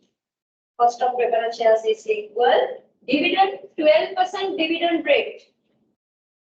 So normally remember, if you are given 12% dividend rate, so the dividend amount you have to calculate based on the face value. 100 into 12%. It is 12 rupees divided by flotation cost adjusted. So flotation cost adjusted issue price is equal 70 into 1 minus. So you get the cost of preference shares like this. What is it? 18.605. 18.06. 0.5. Likewise, you should know to adjust the flotation cost to the. Okay. So now we are going to cost of equity shares or the cost of common equity. So we did cost of debt calculation, cost of preference shares, now the cost of equity. Right. So when it's come to the cost of ordinary shares or the common shares or the equity shares, this story is a bit different, not like the preference shares cost calculation, not like the cost of debt calculation even. This is some complications is there because you know the reason. When it's come to the common equity, investor or from the company point, we are not giving any fixed dividend. Investor is not getting any fixed return. So dividends are different time to time. There are some period with the high dividend, low dividends. I think you may remember the preference share valuation. We discussed different models with the constant growth, zero growth, differential growth rate. So likewise, different models we apply to calculate the intrinsic value also. So in here, this cost of equity calculation also, the story is different because of this nature of these equity shares. They are not having fixed dividends, so uncertainty is there of the return. So therefore, different models you have to use. Right. When it's come to the equity capital, or I am telling ordinary share, equity, common share, all are same. You can divide it into two: internal equity and the external equity. Internal equity or the retained earnings, and external mean by issuing new common shares. So two categories you can identify: retained earnings, so the internal equity part and the external equity part. This retained earnings, you know what is retained earnings? What is the retained earnings? From the earned profit, you are retaining something for the reinvestment. So what is the cost of the retained earnings? If you distribute this retained earnings to the shareholders as dividends, the shareholders would invest these dividends in some other investment and they would get some return. So this has sacrificed because the company has retained the profit without paying dividends. So that is we call opportunity cost of this internal equity. Right? So that is you have to consider when you calculate the cost of internal equity. So this retained earnings belongs to equity holders. Because retained earnings cannot any bank loan provider or the debenture holder or the preference shareholder cannot say, please give more dividends using the retained earnings line. Please increase our interest rate. So likewise they can't claim.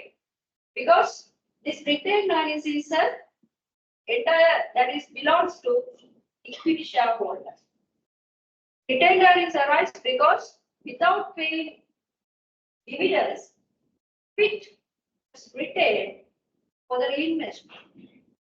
So therefore, it is a part, it is a right to the equity shareholders. So we categorize equity capital into two parts: internal equity and external equity. Internal one is the retained earnings. External will create by issuing new shares. Right. So separately we'll discuss how to calculate this cost for the internal and external equity. Right. When it's come to the internal equity means retained earnings. Is there any cost on retained earnings? We are going to calculate cost of internal equity. Internal equity is the retained earnings. Is there any cost on the retained earnings? What is the cost? Opportunity cost.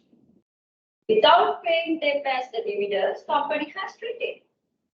If they pay this retained earnings as dividends to the shareholders, they would invest them in another investment. They would get any other return.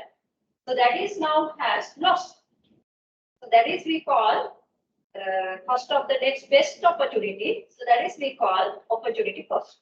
So then for the internal common equity, you can see management should retain only if they earn as much as shareholder next best investment opportunity of the market. Normally, director board or the management will decide the dividend policy. Right? Dividend policy means amount retaining, amount distributing. So that is the dividend policy. So normally when management or the director board decides to retain 90% of the profit in the company, so they should have a good investment to the company. So in future, shareholders or the owners of the company would earn higher return than they invest this dividend in today. And the return they are getting from this investment today. If there is a chance to get high return in future, only they retain the profit. Okay? So that is the point. Then api ID card the owners. So without paying them as dividends, so management or the director board decided to keep them in the company as a retained profit. So they can see there is a good investment opportunity. They are investing this retained profit in this particular investment opportunity. So in future, shareholders would get more than if they get today and they are investing and they are getting return. So they will get more than that return. If so, they can keep the profit. they can retain the profit. දැන් අපි company එක profit එක retain කරගන්නවා නම් පැහැදිලි justification එකක් තියෙනවා. මොකද්ද justification එක? මේ profit එක අද ගෙවලා හම්බෙන return එකට වඩා මේක අද අපි මෙහෙම invest කරලා අනාගතේ හම්බෙන return එක වැඩි. So you get the more return. So on that, investors or the shareholders would wait to get the high return in the future. That is the base. That is the logic. You can see here. Only if they can earn as much as shareholders next best investment opportunity of the same risk.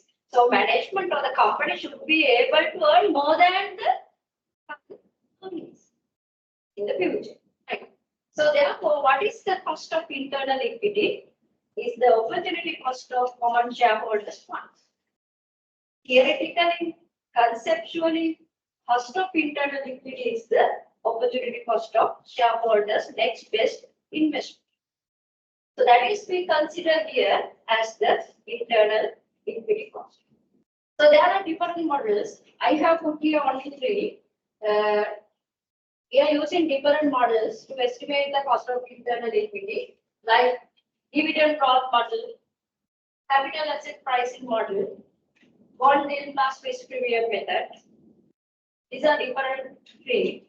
There are more than that, but we discuss only these three because in the equity share valuation, you have applied this dividend growth model.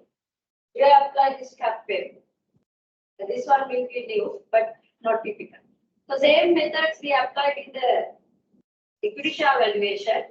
We import them here to calculate the cost of equity.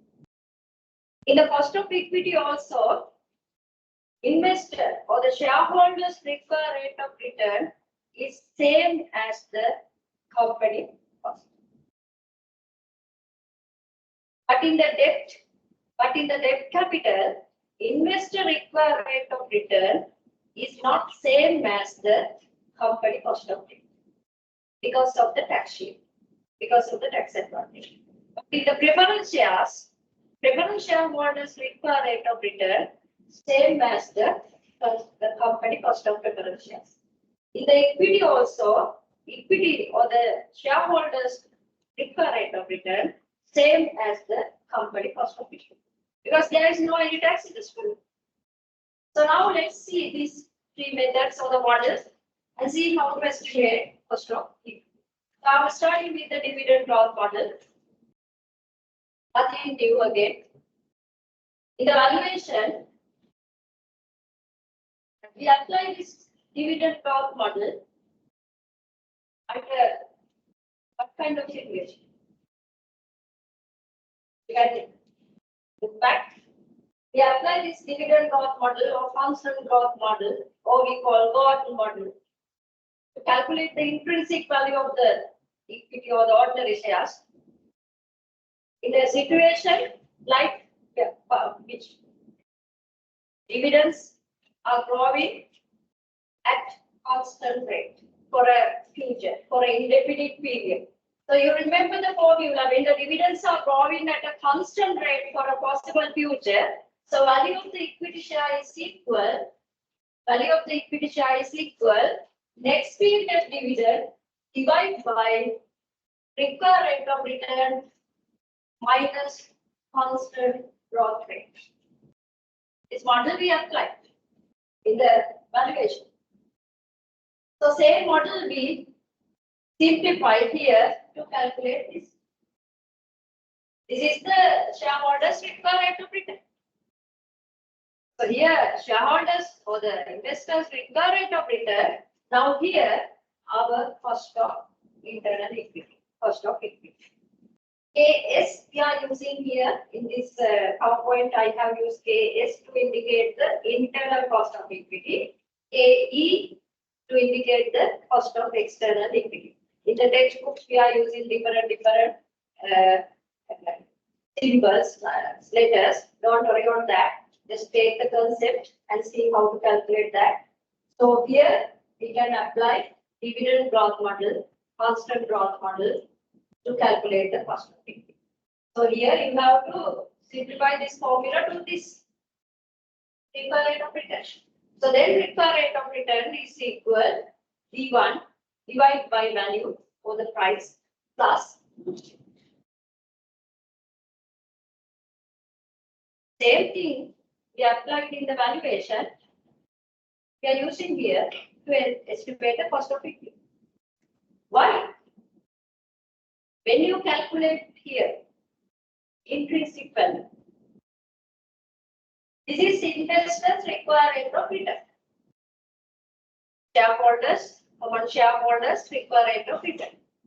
So they are required rate of return from the company perspective, cost of the equity capital, cost of the internal equity capital. I will allow it. That is nothing. The same one you applied in the valuations, we use here to calculate the cost of equity. So look at this one. Market price of the share. Suppose you are valuing the equity share. Currently, the company share is trading at 30 rupees. The dividend just paid. Recently, just paid dividend is 4 rupees per share. Suppose that this company has a long history. They have running their business for more than 10 years. By looking at the past dividend payment of the company, you can pursue that the company's dividends expected to grow at 8%. There is a constant growth. Dividends expected growth rate is 8%. So what is the cost of internal equity? Now there is no any new stock flotation cost is not there. So the value you calculate here is the cost of internal equity. So you cannot apply campaign. You cannot apply the bond in cost risk premium method. The only method you can apply here, dividend growth model. Because given information sufficient to apply dividend growth model. So you can apply the dividend growth model and calculate the cost of equity. So accordingly, cost of equity is equal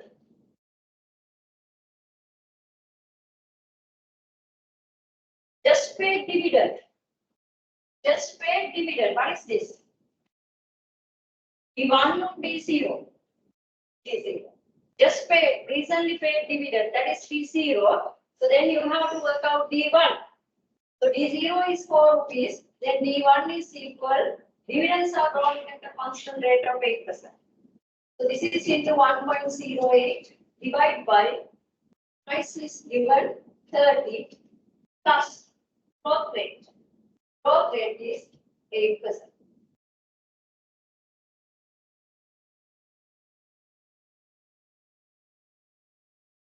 Growth rate is 8%.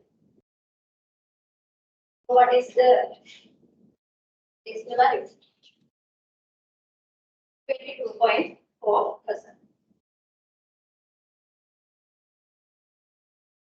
So likewise, you can apply dividend growth model, constant growth model. This is one method based on the dividend growth model. Get this one.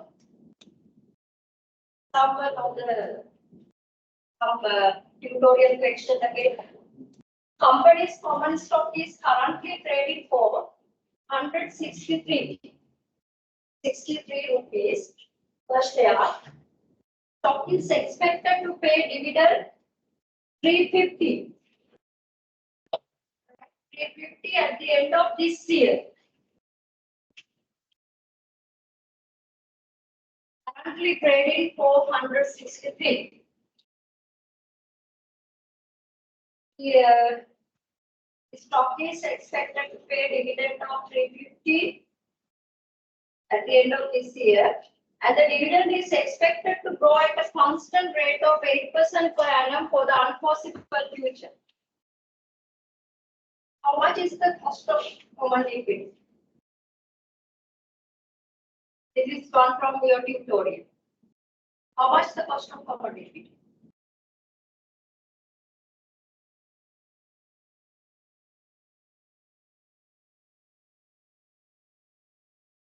Again, application of the dividend growth model. According to the dividend growth model, cost of common equity is equal D1 divided by price plus constant growth rate.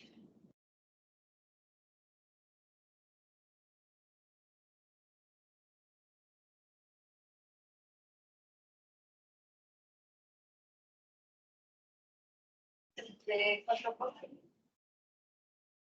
10.1. 10.1. Your answer 10.1. Is it correct? Or you get it? This 350, is it D1 or D0? You consider it at D0 or D1? D1. Good. Because that is expected to be paid in this year, so that is D1. So you have to take it as a D1 divided by price is 163 plus constant growth rate 8%.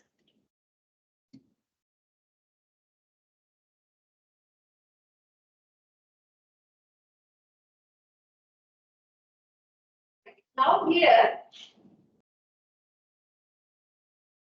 in the previous answer, in the previous example answer, suppose here you are not given this. Growth rate is not given. Constant growth rate, if it is not given, so I think you may remember in the stock valuation also I explained the retention growth model. If the growth rate is not given, growth rate is equal return on equity into retention ratio model. We call retention growth model. Or you can use that this dividend growth model also. In the security valuation, under the equity share valuation, I explained you this one. Is there one? This one, retention growth model. So you can use this retention growth model even to estimate the growth rate. When you apply the retention growth model, earnings growth and the dividend payment is constant. We assume that earnings growth is equal to the dividends growth rate. So certain assumptions are there. Dividend payout retention ratios are constant. We are not expecting next or the early investment, immediate investment in the coming future. Projects are expected to have the same degree. So likewise, certain assumptions are there. Under certain assumption, basically this one. Dividend payout and the retention ratio constant, earnings growth also constant. Company ke earnings dividend constant rate, and the dividend payout and retention ratio is constant.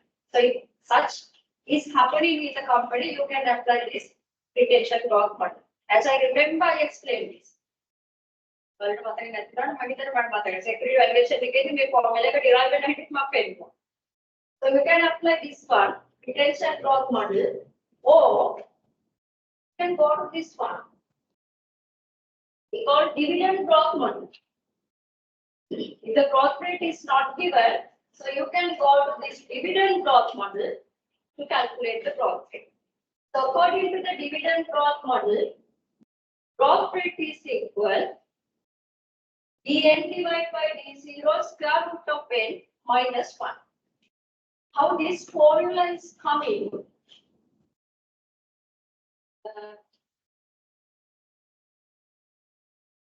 Explain here. Normally, you know that when there is a constant growth in dividend for a long period, you can use this formula. If you need to calculate dividend expected in 5 years, 10 years, end period, you can estimate dn is equal d0 into 1 plus growth rate into the power n. When the dividends are growing at a constant rate for an indefinite period, if you know the just paid dividend, and if you want to calculate dividend in 10 years, you can apply this formula. Dividend in 10 years is equal d0 into 1 plus constant growth rate into the power n. When there is a constant growth in dividends for an indefinite period. So based on this formula, you can rearrange or you can solve this formula for here to get the growth rate. So accordingly, if you write like this, dn divided by d0 is equal 1 plus growth rate into the power n. So then to remove this n, you may multiply both sides by 1 over n. So 1 over n here means square root of n. So you will get ultimately growth rate is equal dn divided by d0 square root of n minus 1. It is coming from this formula. This is we call dividend growth model. When dividends are growing at a constant rate for a possible future, so any dividend you expect in 20 years, 10 years, 5 years, you can estimate using this formula. Based on this formula, you can arrange a formula for the growth rate. Growth rate is equal dn divided by d0 square root of n minus 1. Right, now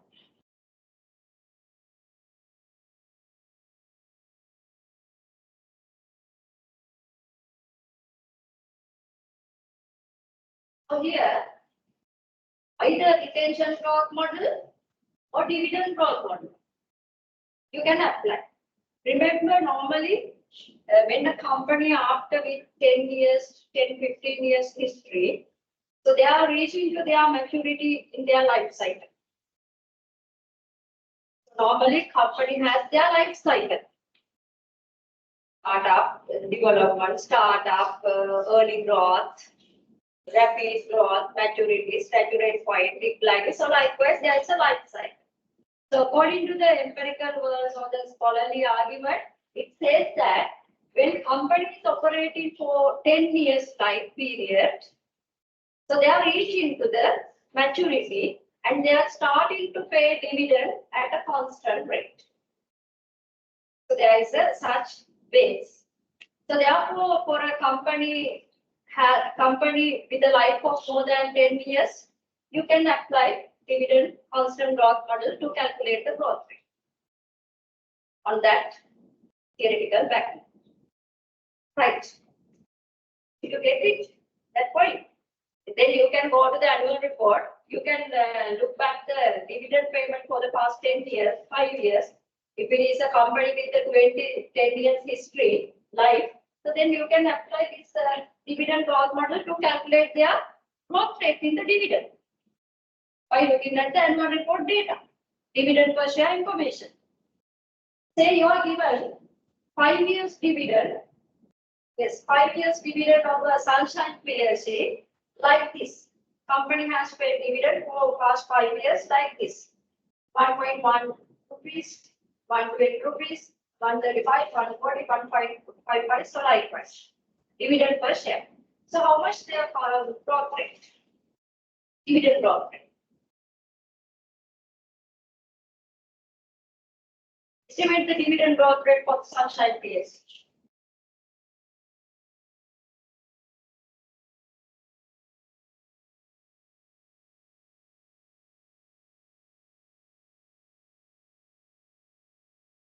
This is 5 years period, 5 years sample.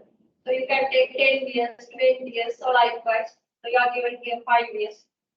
So then you may revert like this. This is 0, 1, 2, 3, 4. First observation of first number you can take as 0, 1, 2, 3, 4. So then you estimate the growth rate of this company, dividend growth rate, dn. So that is 1.55 divided by d0, 1.1. Square root of 504. 4, because 0 is first one will become the 0, then there is 4. Square root of 4 minus 1. So if we get the growth rate is how much? 8.9.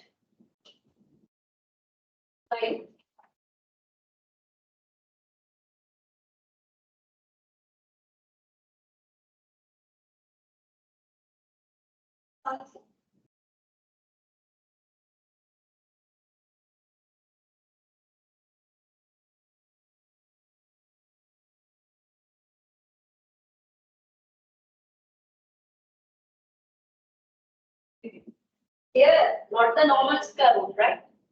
Square root of 4.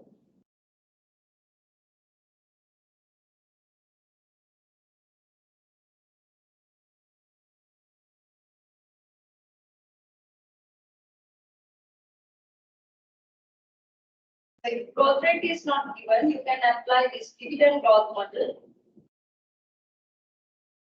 or you can apply retention growth model. But into the retention growth model, growth rate is equal return on equity multiplied by retention ratio.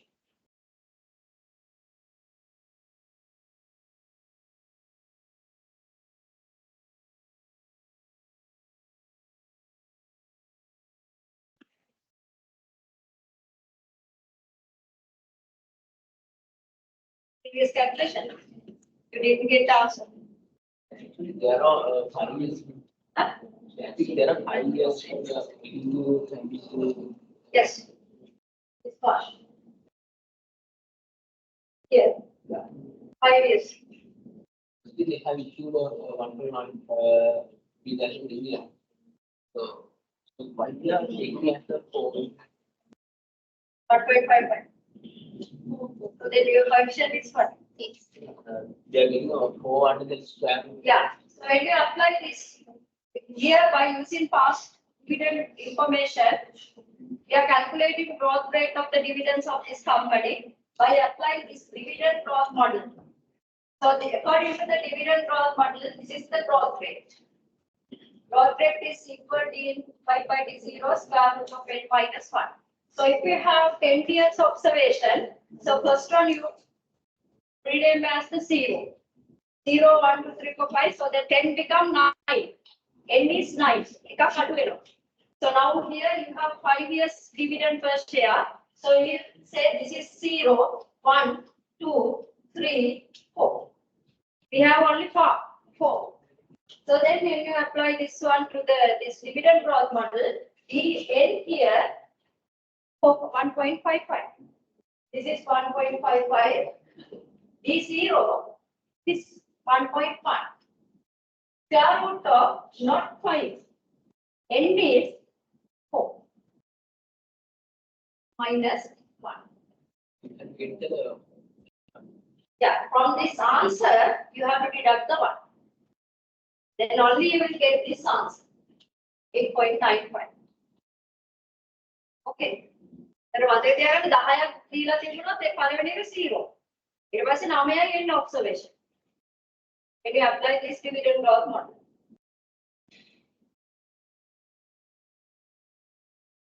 And also here not the normal square root. This is square root of n. 10ක් නම් square root of 9. 20ක් නම් square root of 19. So likewise. Then this one also you can apply to estimate the growth rate. If it is not given, you can go to the return on equity information of the company, and also you can calculate retention ratio.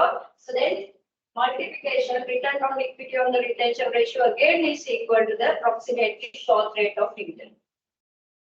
We discussed this one. So next model is the cap pay. Your favorite model under the risk capital. Capital asset pricing model, we discussed this one when we research in the risk capital. So CAPM also you can use here to calculate the cost of equity, internal equity. So this is the CAPM model. You know how to define the CAPM. CAPM estimate required rate of return of the company, so the equity shares related to the market portfolio, related to the well diversified market portfolio. So you know what is this beta. Right? So if you look at the formula, I will define them. RFP is what? Risk-free rate of return. So here beta coefficient. This is beta. This one beta coefficient. This is market return, expected market return minus risk-free rate. So beta coefficient we use here to measure which risk. Beta is used to measure which risk? systematic risk. With the discussion of the risk and return, you realize that unsystematic risk is not the matter.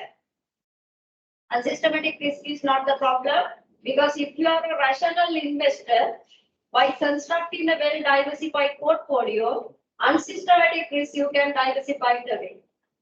So the problem is systematic risk, or the relevant risk is systematic risk. So therefore, this risk premium, this is actually your risk premium. This is the risk premium. So this risk premium should be for the systematic risk.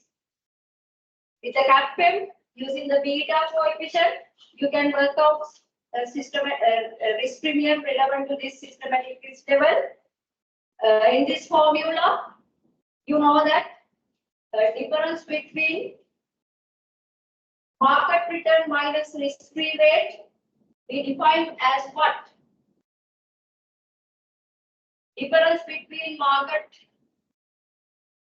return and the risk-free rate is what?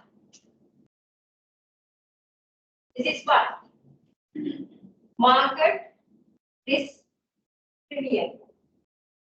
This is market return based on our market portfolio. Using all share price index, you can calculate market return. So difference between this market return and risk-free rate, we define as market risk premium. What is this market risk premium? This is the premium given for systematic risk in the marketplace. With market portfolio return. The market portfolio is a well-diversified portfolio. In the market portfolio, there is only the systematic risk, because unsystematic part is wash out. Unsystematic risk is diversified. So then this is market return. So the difference between this market return and risk-free rate, it is the given risk premium, market risk premium for systematic risk in the marketplace.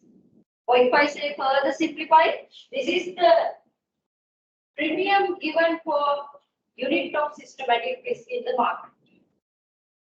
Then you multiply this market risk premium by the company beta. So this is our, say, particular company. You know that company beta. So that is the systematic risk of that particular company. This is the premium given for unit of systematic risk. So this is multiplied by the beta coefficient using the risk premium. This is CAPM, right? We discussed under the risk and return. So these are the variables. So based on the CAPM, you can estimate investors' required rate of return. If you are invested in the Sampath Bank PLC, suppose Sampath Bank PLC beta coefficient is 1.2. So if you know the Sampath Bank PLC beta and the market return and the risk-free rate, so you can estimate your required rate of return for this systematic risk. Beta is 1.2. A 1.2 කියන systematic risk level එකට what is the premium we should have, you can estimate. So then you can estimate your required rate of return. So your required rate of return to the company cost of equity. So investors' required rate of return is company's cost of equity. So we take this your required rate of return as the cost of equity for the cost of capital estimation. This is using capital asset pricing model. Look at the example, what are the history command and not, and you can use only the variables and you can apply it and you can calculate the required rate of return. Suppose you are given JKHPS's beta is 0.92. 0.92. What you can say about the systematic risk of this JKH? Beta is 0.92. Is it high or low compared to the market portfolio? 0.92. Is it low or high? Systematic risk? Low. Normally, I think you may remember in the market portfolio, systematic risk or the beta coefficient or the systematic risk for the market portfolio always equal to 1. It should be theoretically economical. It is equal to 1. So for this particular company, John Keys, it is in our market portfolio. So we are measuring this particular company systematic risk related to the market portfolio. So then beta is 0.92 related to the market portfolio systematic risk, or the 1 less than 1 here, it is low. So systematic risk compared to the market portfolio or the market risk, systematic risk of your HPLC low. If it is 1.2, it is high. One interpretation we can give up. Here systematic risk is 0.92. How to interpret? When the market return is increasing, market portfolio or the market return is increasing by 1%, this company return is increasing by how much? 0.92. Because positive 0.92. So on the opposite way, if market return drop by 1%, this company return drop by 0.92. So systematic risk is low. Hey, අරකින් එකක් අඩු වෙනකොට අපෙන් අඩු වෙන්නේ 0.9 එකයි. ඒකට අපේ systematic risk එක අඩුයි. හැබැයි අපි 1.2 ගත්තොත් market portfolio එක එකක් drop වුණොත් අපේ ඊට වඩා return එක අඩු වෙනවා. So that is high systematic risk. Right. So beta is 0.92. Yield on the long-term treasury bond 6%. Market risk premium. Market risk premium 4.5%. So premium given for systematic risk in the marketplace 4.5. විධිමත් අවදානම ඒකකයක් සඳහා market එකේ දෙන්නේ 4.5. That is the mean. Premium given for a unit of systematic risk in the market 4.5. So our systematic risk, our beta is 0.92. So what is the required rate of return for JKHPLC investors? JKHPLC systematic risk is 0.92. So you are given market information, so you can apply the cap wave. You can estimate that. Tell me what is the market return here? Market return is how much here? Market risk premium 4.5. Long-term treasury bond rate is given 6%. That is the risk-free proxy for the risk-free rate. So then, how much the market return? Market return is how much? Market portfolio return? 10.1, yes. This is given. Difference. This is market risk premium. Market risk premium means market return minus risk-free rate. But given market risk premium, market risk premium, not the market return. Market portfolio return you are given market risk premium 4.5. So then how much the market return? 4.5 plus 6%. It is 10.5. So how much the required rate of return here? So required rate of return you can calculate risk-free rate plus 6% plus beta company 0.92 into market risk premium 4.5. So you will get the answer.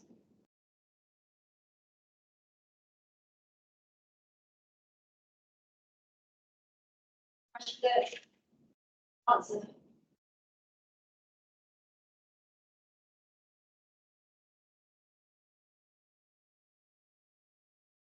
This is, you can highlight, most commonly used method to estimate the cost of equity. CAPM we are using very commonly in the practice to estimate the cost of equity of the company.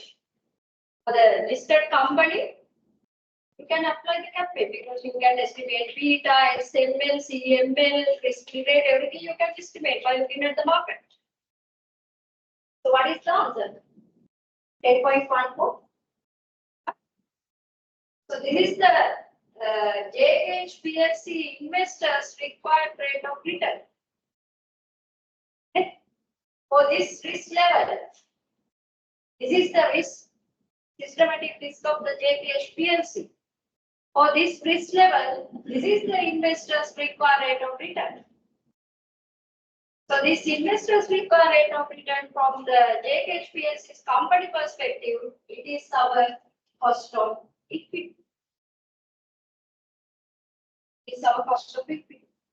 Where investors require rate of return from the company perspective, it is our cost of equity. Now here, market return was 10.5. Company investors require rate of return is 10.14.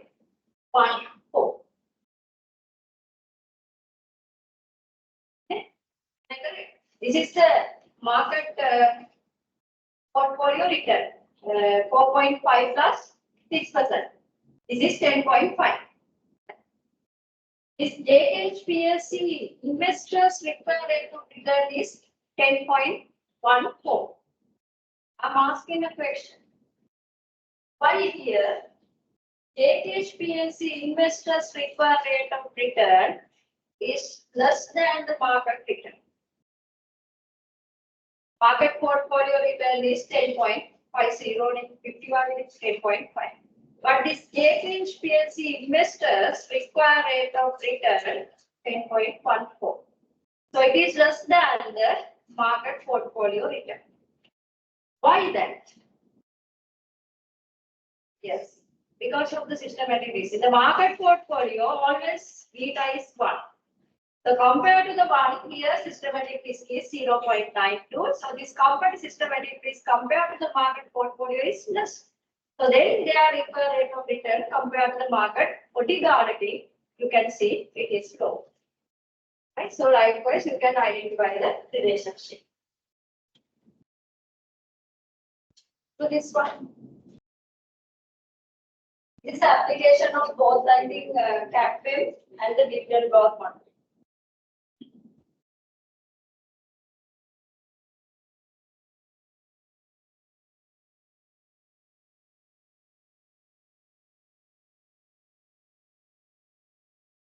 Suppose common stock in alpha company has a beta 1.2. Risk premium 8%. Risk-free rate 6%. Alpha company last dividend 2 rupees per share. Dividend is expected to grow at 8% indefinitely. Stock currently sells for 30 rupees. What is the alpha's cost of equity based on CAPM and dividend growth model?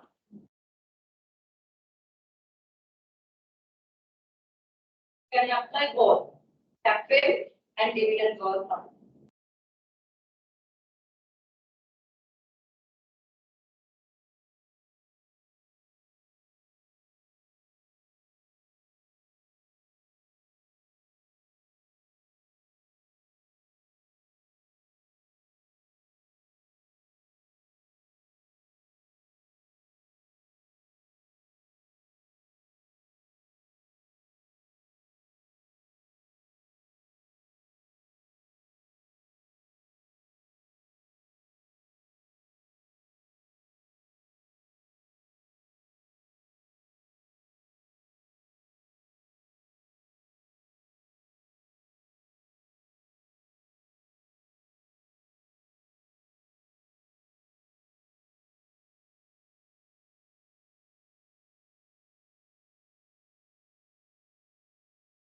So if you apply the CAPM, according to the CAPM, cost of equity, internal equity, we are discussing, is equal. Risk-free rate is 6% plus beta of the company 1.2 into market risk premium 8%. So this is the answer. According to the dividend growth model, Cost of equity is equal D1 divided by price.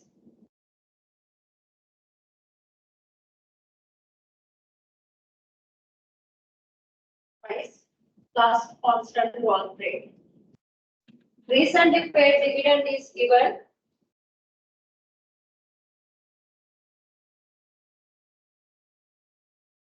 ₹2. Dividends are expected to go at 8% for a future. Currently selling stocks at 30. Constant dividend rate is 8%. So you get the answers for based on capital and dividend growth fund. What are the answers?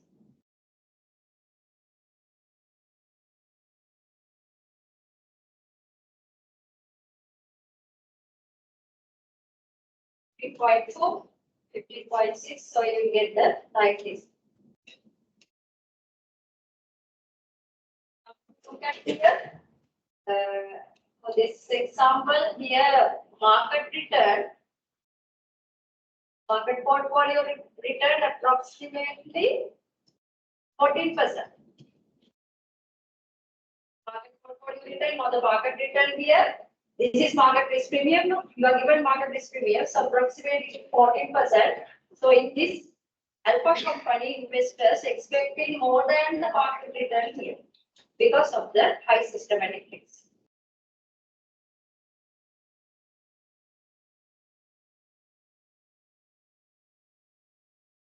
Oh, I think okay, no? That's it answer. So now let's look at cost of new stock issue. So if companies issuing new stock shares, equity shares for the new stock, so then how to calculate new stock issue cost? So then there are some other methods, but anyway we will discuss only that based on the dividend growth model. So then you can apply again dividend growth model. The only thing you have to adjust flotation cost to the price, like with the preference shares. So again we adjust the flotation cost to the price. If company has new stock issue, no other way, no other methods like this. This is the simple way of calculating cost of new common stock. Simply what you have to do, here price you have to adjust it for the flotation cost. In the common stock issuance, the flotation cost is significant because you have to pay underwriting charges for the investment bankers. Normally, when a company is doing new common share issue, so they are taking the service from the investment bankers.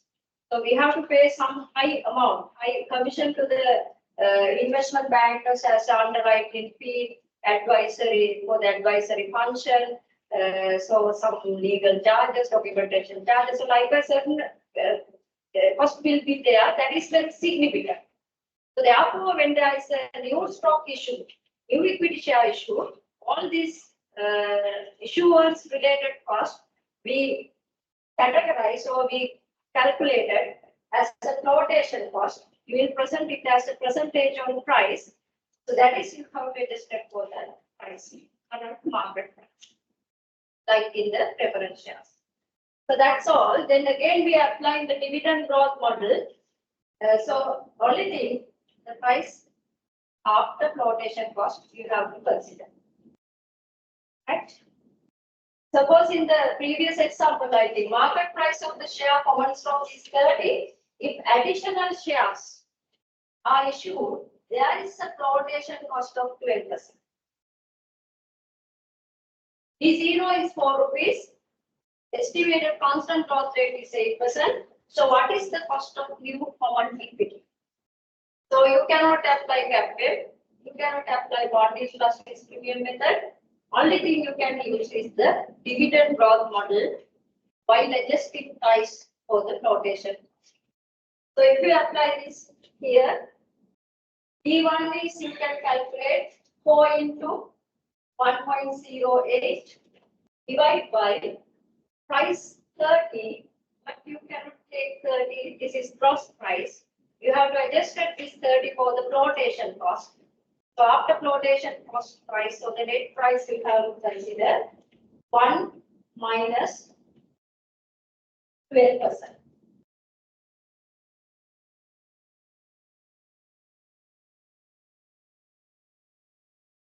Minus 12 plus growth rate. Growth rate is 8%. It's 8%. So you will get cost of new stock issue. How much the answer? The answer is 24.36. Look at the same example previously we calculated without flotation cost. What was the answer there? You can go back. The same example was there under the growth model. You go back.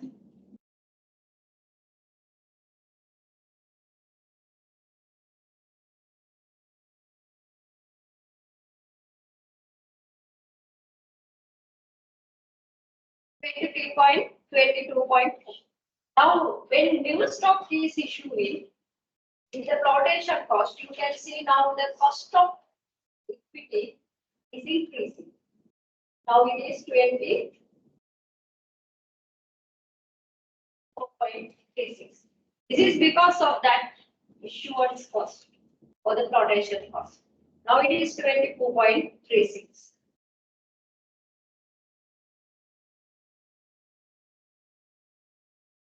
Example. It is based on the capital. Okay. The Boom PLC has beta 0.8, yield on 3 months treasury bill 4%, market risk premium 5.5, the estimated cost of equity using capital. Now I think this is easy. You know, with the capital you can estimate cost of equity is equal. PB rate is 4%, beta is 0.8, market risk premium 5.5. That is the cost of equity using capital.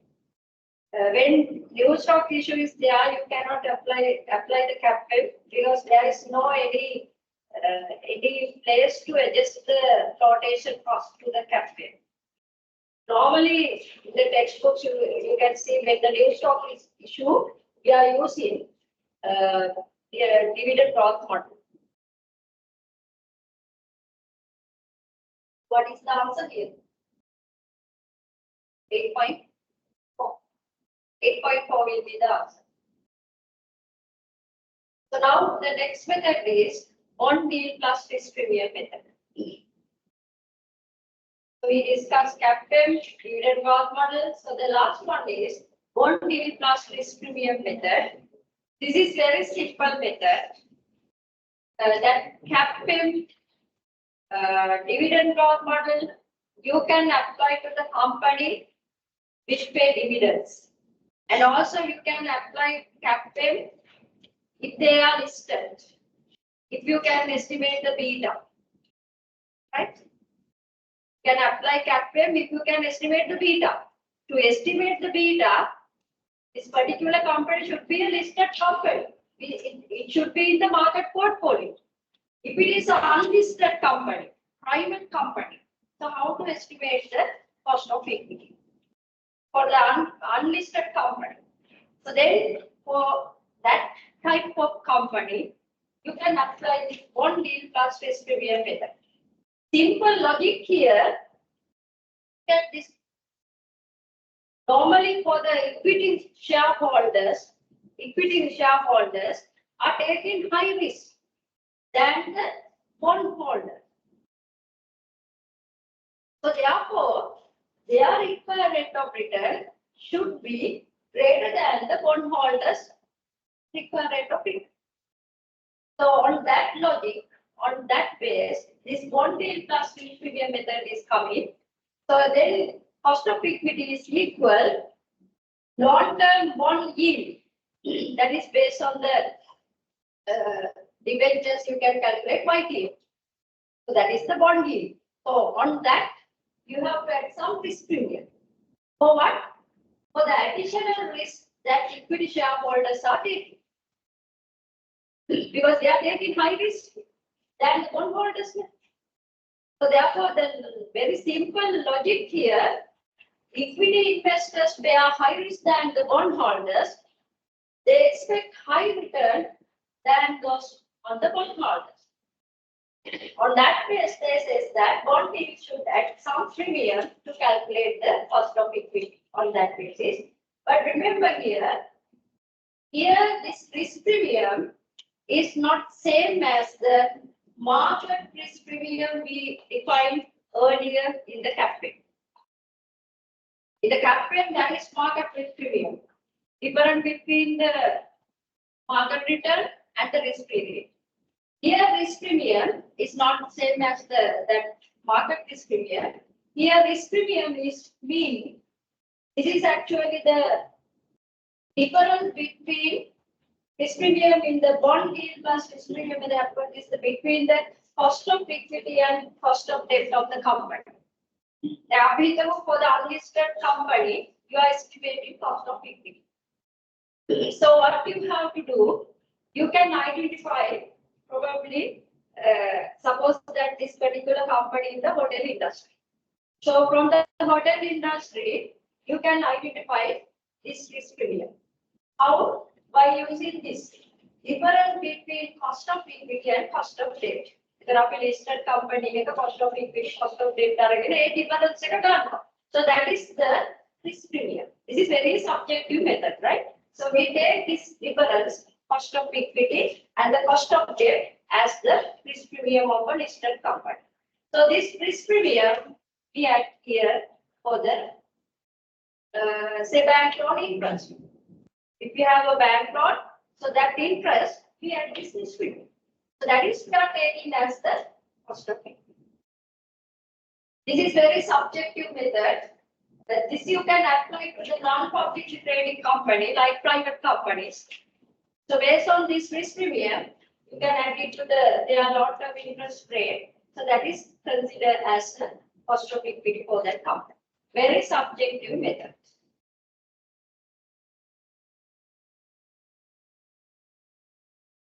So that is about the, so we discussed cost of debt estimation, cost of preference shares, cost of equity. Now next point is calculating the overall cost of capital. So now component cost of debt calculation, cost of capital calculation we finished. So now using this component cost of capital, so we should calculate weighted average cost of capital or the overall cost of capital and the marginal cost of capital. That is what we have to do. Prevents. So we have a break. No, not the break. Yes, break. It's again evening. I have.